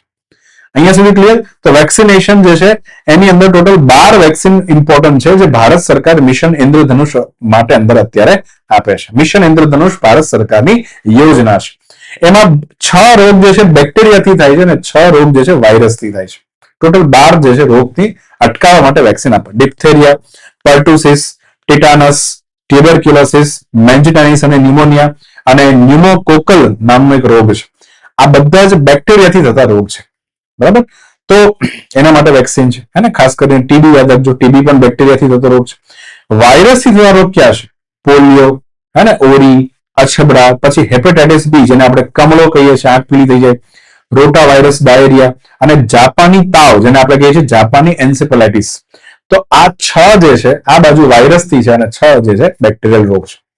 12 વેક્સિન ભારત સરકારના દવાખાનાઓમાંથી મફત જે છે આપવામાં આવે છે, જેથી યુનિવર્સલ અને આને યુઆઈપી પણ કહેવાય છે. હે ને. હવે અત્યારે શું થયું છે? ટિટાનસ અને ડિપ્થેરિયા આ બંને જે છે એની કમ્બાઇન્ડ વેક્સિન. ડિપ્થેરિયામાં ગળાની અંદર બેઝિકલી જે છે એક પ્રકારે બેક્ટેરિયાનો ગ્રોથ થાય અને આખું ગળામાં કફ જામે, તમે શ્વાસ ન લઈ શકો એવો ખેલ આખો ડિપ્થેરિયામાં થઈ જાય. બરાબર. તો આ આખી વાત છે કે ટીડી નામની વેક્સિન લોન્ચ કરી છે, જેમાં ટી અને ડી નું ફૂલ ફોર્મ તમને પૂછ્યું હતું. આગળ વધીએ. રાષ્ટ્રપતિ ભવનમાં એડવિન લુટિયન્સ નામનો વ્યક્તિ હતો, એની પ્રતિમા હતી અને મોદી સાહેબનો બાટલો ફાટી ગયો, પાછો બાટલો ફાટી ગયો કે ભાઈ આટલા વર્ષોથી કોલોનિયલ એરાના માણસની મૂર્તિ હું કરવા રાખીશ? આપણે આ મૂર્તિ બદલો અને આપણે આપણા ભારતીયોની મૂર્તિ રાખો. આવા ચંપુ બંપુની મૂર્તિ જે છે આપણા રાષ્ટ્રપતિઓને સારી લાગે નહીં. એના કરતા આપણા પાસે આપણા ચક્રવર્તી રાજગોપાલાચારી છે, તો આપણે એની પ્રતિમા મૂકશું. તો નામ છે રાજાજી અથવા તો ચક્રવર્તી રાજગોપાલ. તેની પ્રતિમા જે છે બદલવામાં આવી છે.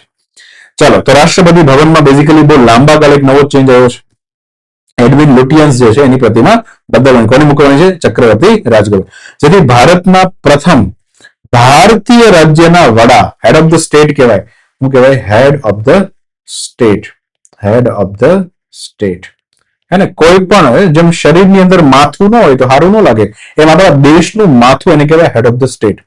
હવે આપણને બધાને ખબર છે કે હેડ ઓફ ધ સ્ટેટ જે છે એની 1947 15 ઓગસ્ટ 1947 થી ભારતમાં અંગ્રેજોનો બનાવેલો એક કાનૂન જે છે લાગુ થયો અને એનું નામ હતું ઇન્ડિયા ઇન્ડિપેન્ડન્સ એક્ટ, ભારત સ્વતંત્રતા અધિનિયમ. અને ત્યાં એવી ઘોષણા કરવામાં આવી આ કાનૂનમાં કે હવેથી ભારતમાં હેડ ઓફ ધ સ્ટેટની પોસ્ટ જે અત્યાર સુધી વાઇસરોય હતી એ વાઇસરોય નહીં રહે, પણ હવે નવી પોસ્ટ આવશે ગવર્નર જનરલ. જે ઓલરેડી પહેલા હતી. તો ગવર્નર જનરલ નામની પોસ્ટ 15 ઓગસ્ટ થી શું થઈ ગઈ? ચાલુ થઈ. અને ભારત જે છે એ બ્રિટિશરોના અંતર્ગત 15 ઓગસ્ટ 1947 થી ભારત જે છે એ એક પ્રકારનું ડોમિનિયન્સ રાજ્ય જે છે બની ગયું. એટલે બ્રિટિશની અંદરમાં જ હતું ભારત. અને 15 ઓગસ્ટ 1947 થી ભારતના હેડ ઓફ ધ સ્ટેટની પોસ્ટનું નામ શું પડી ગયું? તેનું નામ છે ગવર્નર જનરલ. હવે પહેલા ભારતના ગવર્નર જનરલ જે છે 1947 ના દિવસે વિચારવામાં આવ્યા કે કોને બનાવવા, તો નક્કી કરવામાં આવશે કે Mountbatten, lord Mountbatten જે વાઇસરોય હતા, હવે વાઇસરોયની પોસ્ટ તો ડિલીટ થઈ ગઈ છે, ગવર્નર જનરલની પોસ્ટ આવી ગઈ છે, તો લોર્ડ માઉન્ટ બેટનને જ આપણે શું બનાવીએ, ભારતના વાઇસરોય, ગવર્નર જનરલ. એટલે લોર્ડ માઉન્ટ બેટને 47 થી લઈ 48 સુધી બેઝિકલી ભારતની અંદર કામ કર્યું અને પાર્ટીશનની જે ખૂબ અઘરી કામગીરી હતી એને પૂર્ણ કરી. પછી 1948માં હવે માઉન્ટ બેટન થાક્યા કે હવે મારથી કંટ્રોલ થયું કે અમે બરાબરના ઝઘડો છો, અમારી ઓકાતની બહાર છે, હું તો જાઉં છું. 48માં ભાગ્યા નામે અને બ્રિટિશ પ્રધાનમંત્રીએ કીધું કે 48 સુધીમાં અમે ભારત જે છે છોડી દઈશું. અને નવા ગવર્નર જનરલ બનાવવાની પાછી મથામણ ઊભી થઈ. તો હવે નવું નામ જે છે, હવે પહેલી વખત ભારતનું હેડ ઓફ ધ સ્ટેટની પોસ્ટ એક ભારતીયના હવાલે જઈ રહી હતી અને એનું નામ છે ચક્રવર્તી રાજગોપાલાચારી. તે ભારતના પ્રથમ રાજ્ય વડા હતા અને પછી આ પોસ્ટ જે છે ક્યાં સુધી ચાલશે કે જ્યાં સુધી આપણા દેશનું કોન્સ્ટિટ્યુશન નામનો લો, કારણ કે આપણે આ કાનૂન જે છે એને ખતમ કરી અને 26 જાન્યુઆરી 1950 ના રોજ જે છે ભારતનો પોતાનો બનાવેલો કાનૂન, જેને આપણે ભારતનું બંધારણ કહીએ છીએ, એ લાગુ થયું અને હવે ગવર્નર જનરલની પોસ્ટ પણ નીકળી ગઈ અને નવી પોસ્ટ આવી ગઈ પ્રેસિડેન્ટ. તો આજે કઈ પોસ્ટ છે? પ્રેસિડેન્ટ. બરાબર. તો આને કહેવાય છે હેડ ઓફ ધ સ્ટેટ. આમ તો જોવા જાવ તો હેડ ઓફ ધ સ્ટેટ એટલે કે રાજ્યનો જે વડો હોય, અને રાજ્યનો જે વડો હોય એની શરૂઆત ક્યાંથી થઈ હતી? તો પહેલા તો શરૂઆત થઈ હતી ગવર્નર, હે, અલગ અલગ જગ્યાના ગવર્નરો હતા. પછી પોસ્ટ કઈ આવી હતી? બીજા નંબર ઉપર આવી હતી ગવર્નર જનરલ. અને વોરન હેસ્ટિંગ ભારતનો પહેલો ગવર્નર જનરલ બને છે. અને ગવર્નર જનરલની પોસ્ટ જે છે ચાલતી હતી, પણ પછી 1857નો વિપ્લવ થયો તો નવી પોસ્ટ આવી હતી વાઇસરોય. આ પણ હેડ ઓફ ધ સ્ટેટ જ કહેવાતો હતો, વાઇસરોય. બરાબર. એની ઉપર જે છે સેક્રેટરી ઓફ સ્ટેટ હતા. આ બંને ભેગા થઈને ભારતને ચલાવતા હતા. અને ચોથા નંબર પર મેં તમને હમણાં વાત કરી કે વાઇસરોયની પોસ્ટ પણ ડિલીટ મારી અને ચોથા નંબર પર હતી ગવર્નર જનરલ. પછી 5મા નંબર ઉપર આવશે પ્રેસિડેન્ટ, ભારતના પોતાના રાષ્ટ્રપતિ. આમ લાઈન છે, આખી હેરાર્કી છે રાજ્યના વડા. તો રાજગોપાલાચારી જે છે 10 ડિસેમ્બર 1878 તમિલનાડુના મદ્રાસના સેલ્લમ ખાતેનો શું છે? જન્મ છે. રાજાજી તરીકે ખૂબ પ્રખ્યાત છે. આ ભારતના પ્રથમ અને ભારતના છેલ્લા ગવર્નર જનરલ, કારણ કે પછી ગવર્નર જનરલની પોસ્ટ જ જતી રહી ને, તો છેલ્લા બી જ કહેવાશે.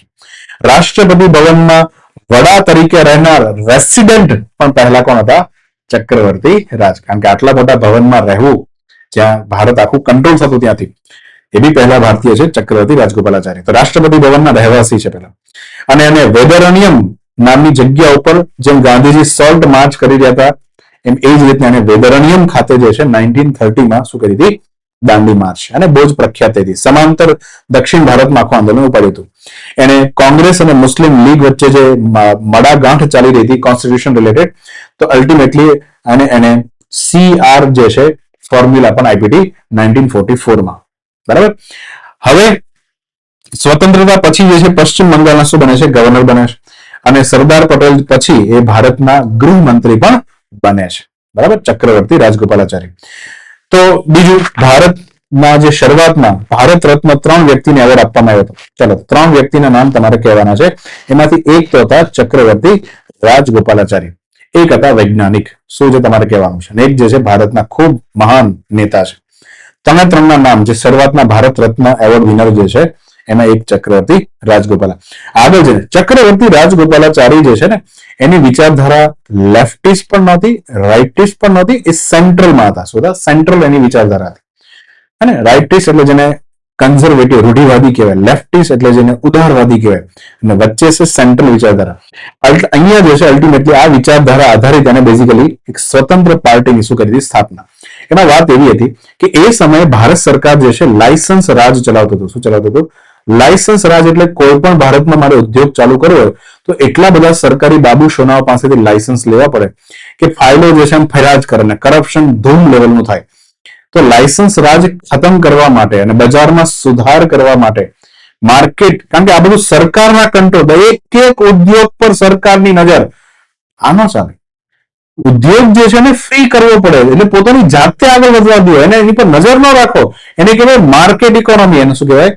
માર્કેટ ઇકોનોમી, અથવા એને બજાર અર્થતંત્ર પણ કહેવાય. ઇકોનોમીની અંદર અલગ અલગ પ્રકાર, આમ જેને અલગ આ બધું ઇકોનોમીમાં ભણવામાં આવે. યાદ રાખજો, 2 પ્રકારની ઇકોનોમી આવે છે, કેપિટાલિસ્ટ અને સોશિયાલિસ્ટ. એમાં જે કેપિટાલિસ્ટ ઇકોનોમી છે ને માર્કેટ ઇકોનોમી પણ કહેવાય. એ લોકો શું કે કોઈ પણ ધંધા ઉપર સરકાર જે છે એનું વારે વારે જે છે ચૂચલાગીરી જે છે હોવી જોઈએ નહીં. બરાબર. તો આ ભાઈએ એટલા માટે સ્વતંત્ર નામની પાર્ટી પણ બનાવી હતી. આ ઉપરાંત અમે તમિલ ભાષામાં વિમોચનમ, અંગ્રેજી ભાષામાં પ્રતિબંધ નામના શું લખ્યા છે? સામાયિક પણ લખ્યા છે. અને એક બુક માટે તો એને બેઝિકલી સાહિત્ય અકાદમી પુરસ્કાર પણ મળ્યો હતો 1958 નું નામ છે ચક્રવર્તી થિરુમગન, જે રામાયણનું એક પ્રકારનું રેવોલ્યુશન હતું. રામાયણનું પુનરુત્થાન કરવા માંગતા હતા. આપણા ભારતમાં ઘણા બધા પ્રકારની રામાયણ પ્રચલિત છે. આપણને તો એક જ ખબર છે, પણ આપણા ભારતની અંદર બંગાળની રામાયણ અલગ છે, ઇન્ડોનેશિયામાં બી રામાયણ ફેમસ છે, ત્યાં બી બધી અલગ અલગ ઘટનાઓ બની છે. બરાબર. તો સાઉથમાં તમિલનાડુમાં બી પોતાની તમિલ રામાયણ છે. તમે કદાચ વાંચ્યું તો એક રામાયણ જૈન રામાયણ પણ છે. હમણાં જ મારા વાંચવામાં આવી છે જૈન રામાયણ. બહુ ખતરનાક રામાયણ છે. એમાં બી તીર્થંકરો આવે, રામાયણમાં તીર્થંકરો આવે. બરાબર. તો આપણા ભારતમાં રામાયણના ઘણા બધા વર્ઝન ચાલે છે. ચાલો, આ ઉપરાંત એડવિન લુટિયન્સ, કારણ કે આની પ્રતિમા હટાવી છે ને, તો વાત કરવી પડે. આ ભાઈએ રાષ્ટ્રપતિ ભવન બનાવ્યું છે. નોર્થ બ્લોક નામનું જે બિલ્ડિંગ હતું એ બનાવ્યું. સાઉથ બ્લોક દિલ્હીમાં એને બનાવ્યું છે. આ ભાઈએ ઇન્ડિયા ગેટ પણ એને બનાવ્યો, એની ડિઝાઇન એને કરી હતી. આ ઉપરાંત આ ભાઈએ હર્ટ બેકર સાથે મળી એક મંદિર જોવા ગયા. બંને જણા, કોણ? એડવિન લુટિયન્સ અને હર્ટ બેકર આ મંદિર જોવા ગયા. મંદિર જે છે ભારતના મધ્યપ્રદેશમાં છે. તમારું નામ કહેવાનું જ ચાલો. આ મંદિર જે છે બેઝિકલી મધ્યપ્રદેશની અંદર છે. એને જોયા, એની ડિઝાઇન એને ખૂબ ગમી ગઈ, અને આ જ મંદિર જે છે એની ડિઝાઇન લઈ અને આપણી જૂની પાર્લામેન્ટ પણ બનાવી હતી. તો હર્ટ બેકર અને એડવિન લુટિયન્સે આખી ગોલ્ડ જે સંસદ બનાવી, એનો આઈડિયા અને બેઝિકલી મધ્યપ્રદેશના મંદિર પાસેથી આવ્યો હતો. અને આખો દિલ્હીનો જે વિસ્તાર છે એને લુટિયન્સ દિલ્હી પણ કહેવામાં આવે છે, કારણ કે એડવિન લુટિયન્સે બેઝિકલી એની શું કરી હતી? રચના. ચાલો, તો એડવિન લુટિયન્સ જે છે, હવે ભાઈ તારું કામ નથી, હવે ચક્રવર્તી રાજગોપાલાચાર્ય મારા આવી ગયા છે. તો અહીંયા આપણો આ સેશન કરંટ અફેર વાળો ડિપાર્ટમેન્ટ શું થાય છે? પૂર્ણ. ફટાફટ એની સમરી જોઈ લે. ચાલો, AIM 2.0 હેઠળ ભારતનું પ્રથમ સ્ટેટ ઇનોવેશન મિશન ત્રિપુરામાં ચાલુ થયું છે. રેલટેક નીતિ અને ERCT એ 52 વીક અને 52 રિફોર્મ્સ નામની પહેલનો ભાગ છે. બેસ્ટ એરપોર્ટ એટ અરાઇવલ્સ ની કેટેગરીની અંદર મેંગલુરુ ઇન્ટરનેશનલ એરપોર્ટને સ્થાન મળ્યું છે, કર્ણાટકની અંદર છે, દરિયા કિનારે. INS અંજદીપ જે છે એ બેઝિકલી ચેન્નઈ બંદર ઉપર કમિશન થયું, અને એક પ્રકારનું શેલો વોટરની અંદર સબમરીનને ડિટેક્ટ કરતું શું છે? INS. સ્કાય સ્ટિંગ નામની જે મિસાઇલ છે એને એ beyond visual range air to air પ્રકારની શું છે? મિસાઇલ છે, જેની સાથે આપણે ઇઝરાયલ સાથે એના ડેવલપમેન્ટ માટે જે છે ચર્ચા કરી રહ્યા છે. વર્લ્ડનું પહેલું સોવેરિયન ફાઇનાન્શિયલ ક્લાઉડ સર્વિસ ઇન્ફ્રાસ્ટ્રક્ચર જે છે એ UAE બનાવ્યું છે, જેથી એનો ડેટા, ફાઇનાન્શિયલ ડેટા જે છે UAE ની અંદર રહેશે. ભારત અને બ્રાઝિલ જે છે એને બેઝિકલી એને ટપાલ સેવા જે છે એને આગળ વધારવા માટે શું કર્યા છે? MOU. IBM જે છે એને તાજેતરમાં લખનૌની અંદર AI government and tech innovation સેન્ટરનું શું કર્યું? ઉદ્ઘાટન. ભારતીય સેના દ્વારા તાજેતરમાં સ્ટ્રેલા 10 નામની સિસ્ટમ બનાવી હતી, જે ખૂબ જ ટૂંકા અંતરની એર ડિફેન્સ સિસ્ટમ છે. ઓપન એઆઈના નવા ચીફ પીપલ ઓફિસર તરીકે એને અરવિંદ કેસીની શું થઈ? નિયુક્તિ થઈ. આંતરરાષ્ટ્રીય ધ્રુવીય રીછ દિવસ 27 ફેબ્રુઆરીના દિવસે મનાવવામાં આવે છે. સિક્કિમનું પ્યોંગયાંગ એરપોર્ટ જે છે એ ત્રિલોચન પોખરેલ સિક્કિમના પ્રથમ સ્વતંત્ર સેનાનીના નામે રાખવામાં આવ્યું છે. ભારતમાં શરૂ કરેલ ટીડી વેક્સિન જે CRT કસોલમાં બની છે એ ટીટાનસ અને ડિપ્થેરિયા બંનેને કમ્બાઇન્ડલી શું આપશે? સારવાર આપશે. રાષ્ટ્રપતિ ભવનમાં એડવિન લુટિયન્સની પ્રતિમાને કાઢીને ચક્રવર્તી રાજગોપાલાચાર્યની પ્રતિમા જે છે ઇન્સ્ટોલ કરવામાં આવી છે. તો આ સાથે આપણું સેશન જે છે અહીંયા પૂરું થાય છે, અને હવે આપણે જાન્યુઆરી 2026 જે છે એના કરંટ અફેરના સેશનને જોઈએ. ચાલો, તો પહેલો પ્રશ્ન છે, સ્વચ્છ ભારત મિશન અર્બન 2.0 હેઠળ ભારતીય શહેરોને કયા વર્ષ સુધી કચરા મુક્ત બનાવવાનું જે છે લક્ષ્ય રાખવામાં આવ્યું છે? 2.0 મિશન હેઠળ ભારતના જેટલા બી સિટીઝ છે એને કચરા મુક્ત કરી દેવાનું છે. 2.0 કયા વર્ષથી? 2026 સુધીમાં આપણે શું કરવાનું છે? કચરા મુક્ત કરી દેવાનું છે. બીજી પણ વાત સાંભળી લેજો. અને આમ તો ખાસ કરીને 2 ઓક્ટોબર અને ગાંધી જયંતિના દિવસથી 2014 થી અને ભારતમાં સ્વચ્છ ભારત અભિયાન જે છે શું થઈ હતી? એની શરૂઆત થઈ. હવે થોડા ફેક્ટ જે છે એને બી સમજી લેજો. સ્વચ્છ ભારત અભિયાનના 2 કમ્પોનન્ટ છે, એક તો શહેરી અને એક રૂરલ. અને મતલબ કે એક કમ્પોનન્ટ છે શહેર વિસ્તારમાં સફાઈ, અને એક જે છે ગ્રામીણ વિસ્તારમાં સફાઈ કરવાની છે. શહેર વિસ્તારની સફાઈ અને ગ્રામીણ માટે અલગ અલગ મંત્રાલયને ટાસ્ક સોંપવામાં આવ્યો છે. શહેર વિસ્તાર માટે છે મહુવા અને ministry of housing and urban affairs મહુવાને કામ સોંપ્યું છે. ગ્રામીણ માટે જલ શક્તિ મંત્રાલય છે. કયું મંત્રાલય છે? જલ શક્તિ મંત્રાલય. આ ઉપરાંત એક ઓર વાત પણ આવી હતી, યાદ આવી તો ઓક્ટોબર 2026 સુધીમાં ભારતની અંદર જે શહેરોએ પેલા ડમ્પ સાઇટ બનાવી છે, ડમ્પ સાઇટ, આખા શહેરનો કચરો એક મોટી જગ્યા પર ફેંકા ફેંક થાય, આખું અને ખીચડ બીચડ થઈ જાય, તો ઓક્ટોબર 2026માં ભારતના તમામ શહેરો જ્યાં જે ડમ્પ છે એ ડમ્પ સાઇટ ફ્રી થઈ જવા જોઈએ. બરાબર. અને લેગેસી કરીને એક મેથડ આવે, લેગેસી મેથડ થી બેઝિકલી ડમ્પ જે છે એ સાઇટને રિલીઝ કરી અને મુક્ત કચરા મુક્ત ક્ષેત્ર જે છે બનાવી દેવાનું. આ પણ આપણે ટાર્ગેટ રાખવામાં આવ્યો છે.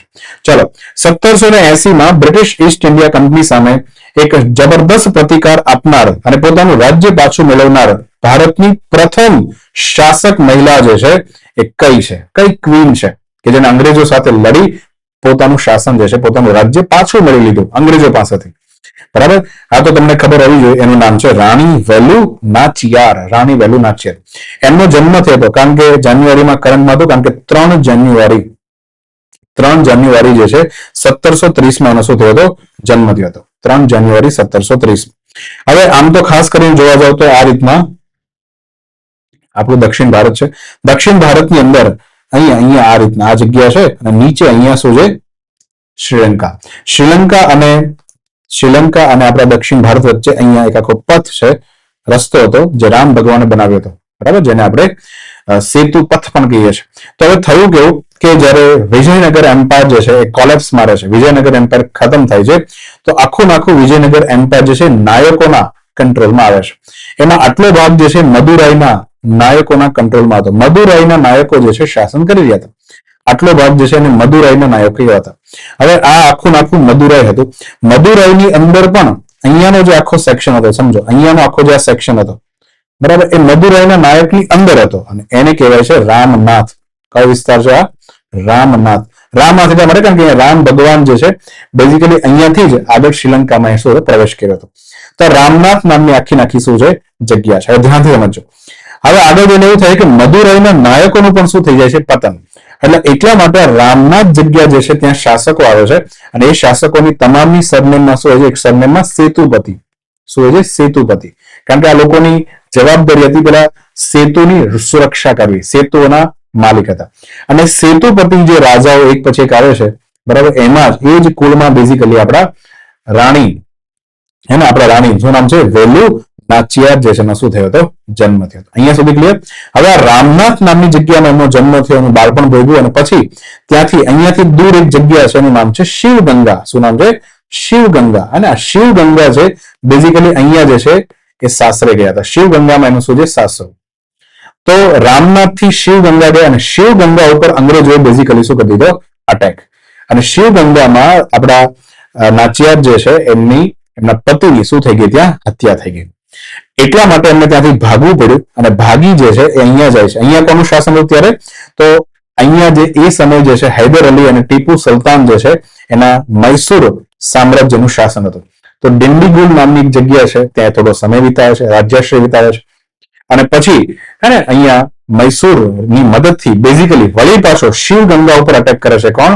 રાણી વેલુ નાચિયાર. અને ફાઇનલી 1780 ની અંદર ઈસ્ટ ઇન્ડિયા કંપની સાથે લડાઈ કરીને શિવગંગા પોતાનું પાછું પ્રાપ્ત કરે છે. તો 1780 ની આ મહાન લડાઈ જે છે એને ધ્યાનમાં રાખીને આપણે એવા પ્રથમ શાસક માનીએ છીએ કે એને પોતાનું રાજ્ય પાછું પ્રાપ્ત કર્યું હતું. એનું નામ છે રાણી વેલુ નાચિયાર. ક્લિયર? આગળ વધીએ. વિશ્વ હિન્દી દિવસ દર વર્ષે નીચેનામાંથી કઈ તારીખે હિન્દી ભાષાની વૈશ્વિક હાજરીને ઉજાગર કરવા મનાવવામાં આવે છે? એનું નામ છે 10 જાન્યુઆરી. 10 જાન્યુઆરી જ કેમ?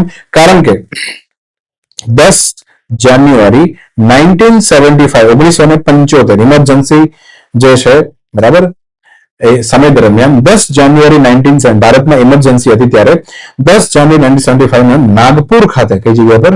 નાગપુર ખાતે વિશ્વ હિન્દી કોન્ફરન્સ એનું શું થયું હતું? આયોજન. વિશ્વ હિન્દી પરિષદની પહેલી સમિટનું શું થયું હતું? આયોજન. એને યાદ રાખીને આપણે વિશ્વ હિન્દી દિવસને ક્યાં ઉજવીએ છીએ? 10 જાન્યુઆરી. રાષ્ટ્રીય હિન્દી દિવસ ક્યારે ઉજવાય છે? રાષ્ટ્રીય હિન્દી દિવસ ઉજવાય છે 14 સપ્ટેમ્બર. 14 સપ્ટેમ્બર. અચ્છા, 14 સપ્ટેમ્બર જ કેમ? કારણ કે 14 સપ્ટેમ્બરના દિવસે, 14 સપ્ટેમ્બર વર્ષ કયું? 1949. 14 સપ્ટેમ્બર 1949 ના દિવસે શું થયું હતું? ભારતના બંધારણે એક રેઝોલ્યુશન, બંધારણ સભા જે છે એ બેઠી હતી અને બંધારણ સભા એક રેઝોલ્યુશન પાસ કરી નક્કી કર્યું કે હવેથી ભારતની ઓફિશિયલ લેંગ્વેજ જે છે, ઓફિશિયલ લેંગ્વેજ બે રહેશે, હિન્દી અને ઇંગ્લિશ. બરાબર. તો કારણ કે 14 સપ્ટેમ્બર નક્કી કર્યું હતું, તો 14 સપ્ટેમ્બર રાષ્ટ્રીય હિન્દી દિવસ તરીકે ઉજવવામાં આવે છે. આગળ વધે, નાગરિક કેન્દ્રિત સર્જનાત્મક અભિયાન, નામ હતું બદલતા ભારત મેરા અનુભવ. એવું આખું એક અભિયાન જે છે ભારતના કયા મંત્રાલય દ્વારા ચાલુ કર્યું હતું?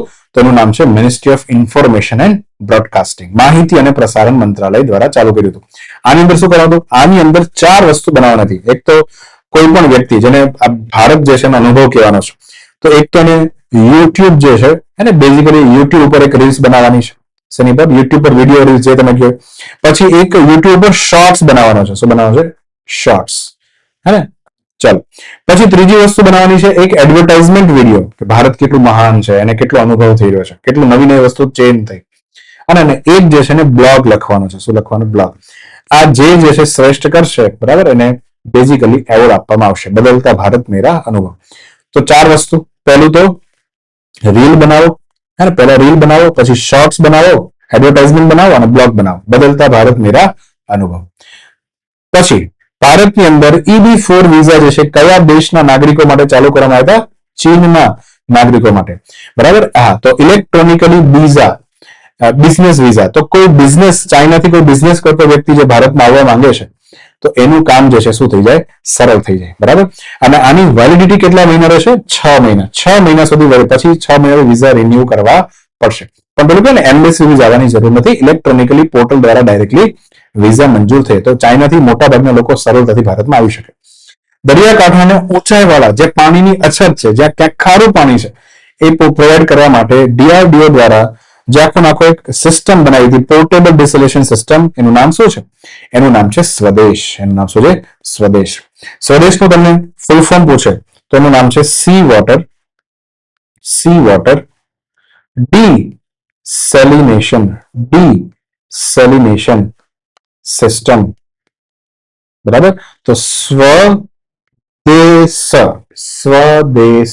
બરાબર, સ્વદેશ નામની સિસ્ટમ બનાવી હતી. તો ખારા પાણીને ડાયરેક્ટલી શું કરી દે? મીઠું. અને પોર્ટેબલ છે, ગમે ત્યાં લઈ જઈ શકો છો. ચલો. રાષ્ટ્રીય સ્તરનો સરસ મેળો 2026માં પ્રથમ વખત નીચેનામાંથી કયા સ્થળે યોજાશે? સરસ મેળો વર્ષમાં ઘણી બધી વખત યોજાય છે, પણ પહેલો 2026નો પહેલો મેળો જે છે ક્યાં યોજાનો? તો આંધ્રપ્રદેશના ગુંટુર ખાતે યોજાનો છે. બરાબર. સરસ મેળો જે છે એનું ફૂલ ફોર્મ પણ યાદ રાખજો. આ જે સરસ શબ્દ છે એનું ફૂલ ફોર્મ યાદ રાખજો. Cell of article. આર્ટિકલ બધી અલગ અલગ વસ્તુ. આર્ટિકલ અલગ અલગ વસ્તુનો શું કરવાનો છે? સેલ કરવાનો. તો cell of article of rural, ગામડાના, રૂરલ. પછી આર્ટિઝન્સ સોસાયટી, ગામડાની જે ગ્રામીણ કલાકારોની અલગ અલગ જે સોસાયટી હોય, મંડળી હોય, બેઝિકલી આ બધાની મદદથી એના જે આર્ટિકલ્સ, એના જે બધી વસ્તુ હોય એને શું કરવાનો? સેલ વધારવાનો. નાખો મેળો યોજાશે. અને આની અંદર બધી ટ્રાઇબલ વસ્તુઓ જે છે વેચવામાં આવે છે. બધી શી કરીને પ્રોગ્રામ છે બધા અલગ અલગ એની અંદર. ચલો. 2025ના મહિલાઓ માટેના શહેર સમાવેશન સૂચકાંક, city inclusion index for women, કે મહિલાઓની બધી સુવિધાઓ, મતલબ કોઈ પણ શહેરની બધી સુવિધાઓ મહિલાને ઇન્ક્લુડ કરે છે કે નથી કરતી, તો એની અંદર પહેલો રેન્ક કોને પ્રાપ્ત થયો હતો? બેંગ્લોર. ચલો આગળ વધીએ. ભારત દ્વારા શરૂ કરાયેલ રાષ્ટ્રીય કાર્યક્રમ કયો છે કે જેનો ઉદ્દેશ્ય ડ્રોન, મિસાઇલ કે વિમાન જેવા જોખમોનો સામનો કરી મલ્ટી લેયર એર કવચ બનાવવાનો છે? 3 લેયરનું કવચ હતું બેઝિકલી. આ પ્રોગ્રામ નામ છે મિશન સુદર્શન ચક્ર. આપણે 2035 સુધીમાં બેઝિકલી આપણું મિશન સુદર્શન ચક્ર બનાવવા માંગીએ છીએ, અને આની અંદર ઇઝરાયલ જે છે આપણને મદદ કરશે. કોણ મદદ કરશે? ઇઝરાયલની જે આયરન ડોમ સિસ્ટમ છે અને આયરન બીમ સિસ્ટમ છે, આ બંને જે છે ટેકનોલોજી જે છે એ પ્રોવાઈડ કરવામાં આવશે. ચલો. હબલ સ્પેસ ટેલિસ્કોપ દ્વારા શોધાયેલું અત્યંત દુર્લભ ડાર્ક મેટર ધરાવતું હાઇડ્રોજન વાદળ જે છે, નીચેનામાંથી શું નામ આપવામાં આવ્યું છે? મતલબ 2 પ્રકારના વાદળ જે છે એ બિગ બેંગ પછી બન્યા હતા. એક વાદળ જે છે એમાંથી બેઝિકલી ઘણા બધા સ્ટાર્સ બની ગયા, ઘણા બધા તારાઓ બની ગયા, અને એ બધા તારાઓના ભેગાના સમૂહને શું કહેવાય છે? ગેલેક્સી કહેવાય છે. શું કહેવાય છે? ગેલેક્સી. તો આ વાદળ તો એનું પ્રોપર કામ ચાલ્યું, પણ અમુક વાદળ એવા રહ્યા કે જેમાં હાઇડ્રોજન તો હતો, એમાંથી સ્ટાર બની શક્યા નહીં. બરાબર. અને હજી ત્યાં બધું મેટર પડ્યું છે, એટલે કે ડાર્ક મેટર. તો એવું એક વાદળ જે છે એ ટેલિસ્કોપમાં દેખાવાનું નામ છે Cloud9. શું નામ છે? Cloud9. જે હબલ સ્પેસ ટેલિસ્કોપ, જે નાસાનું ટેલિસ્કોપ છે. કોનું ટેલિસ્કોપ છે? નાસાનું. એના દ્વારા અદ્રશ્ય પદાર્થ ડાર્ક મેટર જે છે આધારિત Cloud9 ની શોધ કરી છે. ચાલો, સોમનાથ મંદિર ઉપર કઈ તારીખ પર થયેલ હુમલાના 1000 વર્ષ જે છે એ પૂર્ણ થવાના ઉપલક્ષમાં સોમનાથ સ્વાભિમાન પર્વની ઉજવણી થઈ રહી હતી. તો 8 જાન્યુઆરી 1026ની સાલમાં બેઝિકલી મોહમ્મદ ગઝનવી જે છે એ સોમનાથ મંદિર ઉપર શું કરે છે? અટેક કરે છે. છતાં મંદિર આજે એમને ઊભું છે, તો એના સ્વાભિમાન પર્વની ઉજવણી જે છે આ તારીખથી ચાલુ થઈ. 8 થી લઈ 13 તારીખ સુધી બેઝિકલી આની ઉજવણી કરવાની હતી. બરાબર. આની અંદર ખાસ કરીને 1947 ની અંદર જ્યારે જુનાગઢનો આખો કાર્યક્રમ સરદાર વલ્લભભાઈ પટેલે પૂરો કર્યો, પછી પટેલ સાહેબે પ્રેરણા આપી કે આપણે હે ને અહીંયા, ત્યારે ગીર સોમનાથ અલગ જિલ્લો નતો, જો જુનાગઢ જિલ્લો, તો જુનાગઢની અંદર રહેલું જે આખું મંદિર છે આપણે શું કરીએ? જીર્ણોદ્ધાર કરીએ. શું કરીએ? જીર્ણોદ્ધાર. અને ફાઇનલી 1951 ના રોજ આખું મંદિર છે એનો જીર્ણોદ્ધાર કાર્યક્રમ શું થયો? પૂરો થયો. તો 47 થી 51 સુધી જે છે આ મંદિરનું કન્સ્ટ્રક્શન કામ શું થયું? ચાલુ થયું. બરાબર. હા, તો આ આખી વાત હતી. તો અહીંયા સુધી જે છે આપણો આ સેશન જે છે રહ્યો છે. અને હજી આપણા જે જાન્યુઆરીના અમુક કરંટ અફેરના સેક્શન બાકી છે એ પણ આપણે ચલાવતા રહેશું. બરાબર. તો આપ સૌ વિદ્યાર્થી મિત્રોનો ખૂબ ખૂબ આભાર. જો આપણે આખો સેશન જોયો છે, આઈ હોપ કે તમને આની અંદર તમામ કરંટ અફેર્સની માહિતી મગજમાં ઉતરી હશે. મગજમાં ઉતરવું બહુ જરૂરી છે. અને હું વારંવાર જે છે તમને ખૂબ સરસ મજાનું રિવિઝન પણ કરાવતો રહીશ. બરાબર. ચલો, તો જય હિન્દ, જય ભારત. હે ને, મળીએ નેક્સ્ટ સેશન ની અંદર. બધા જ વિડીયો જે છે લાઈક કરજો, શેર કરજો, સબસ્ક્રાઇબ કરજો. હે ને.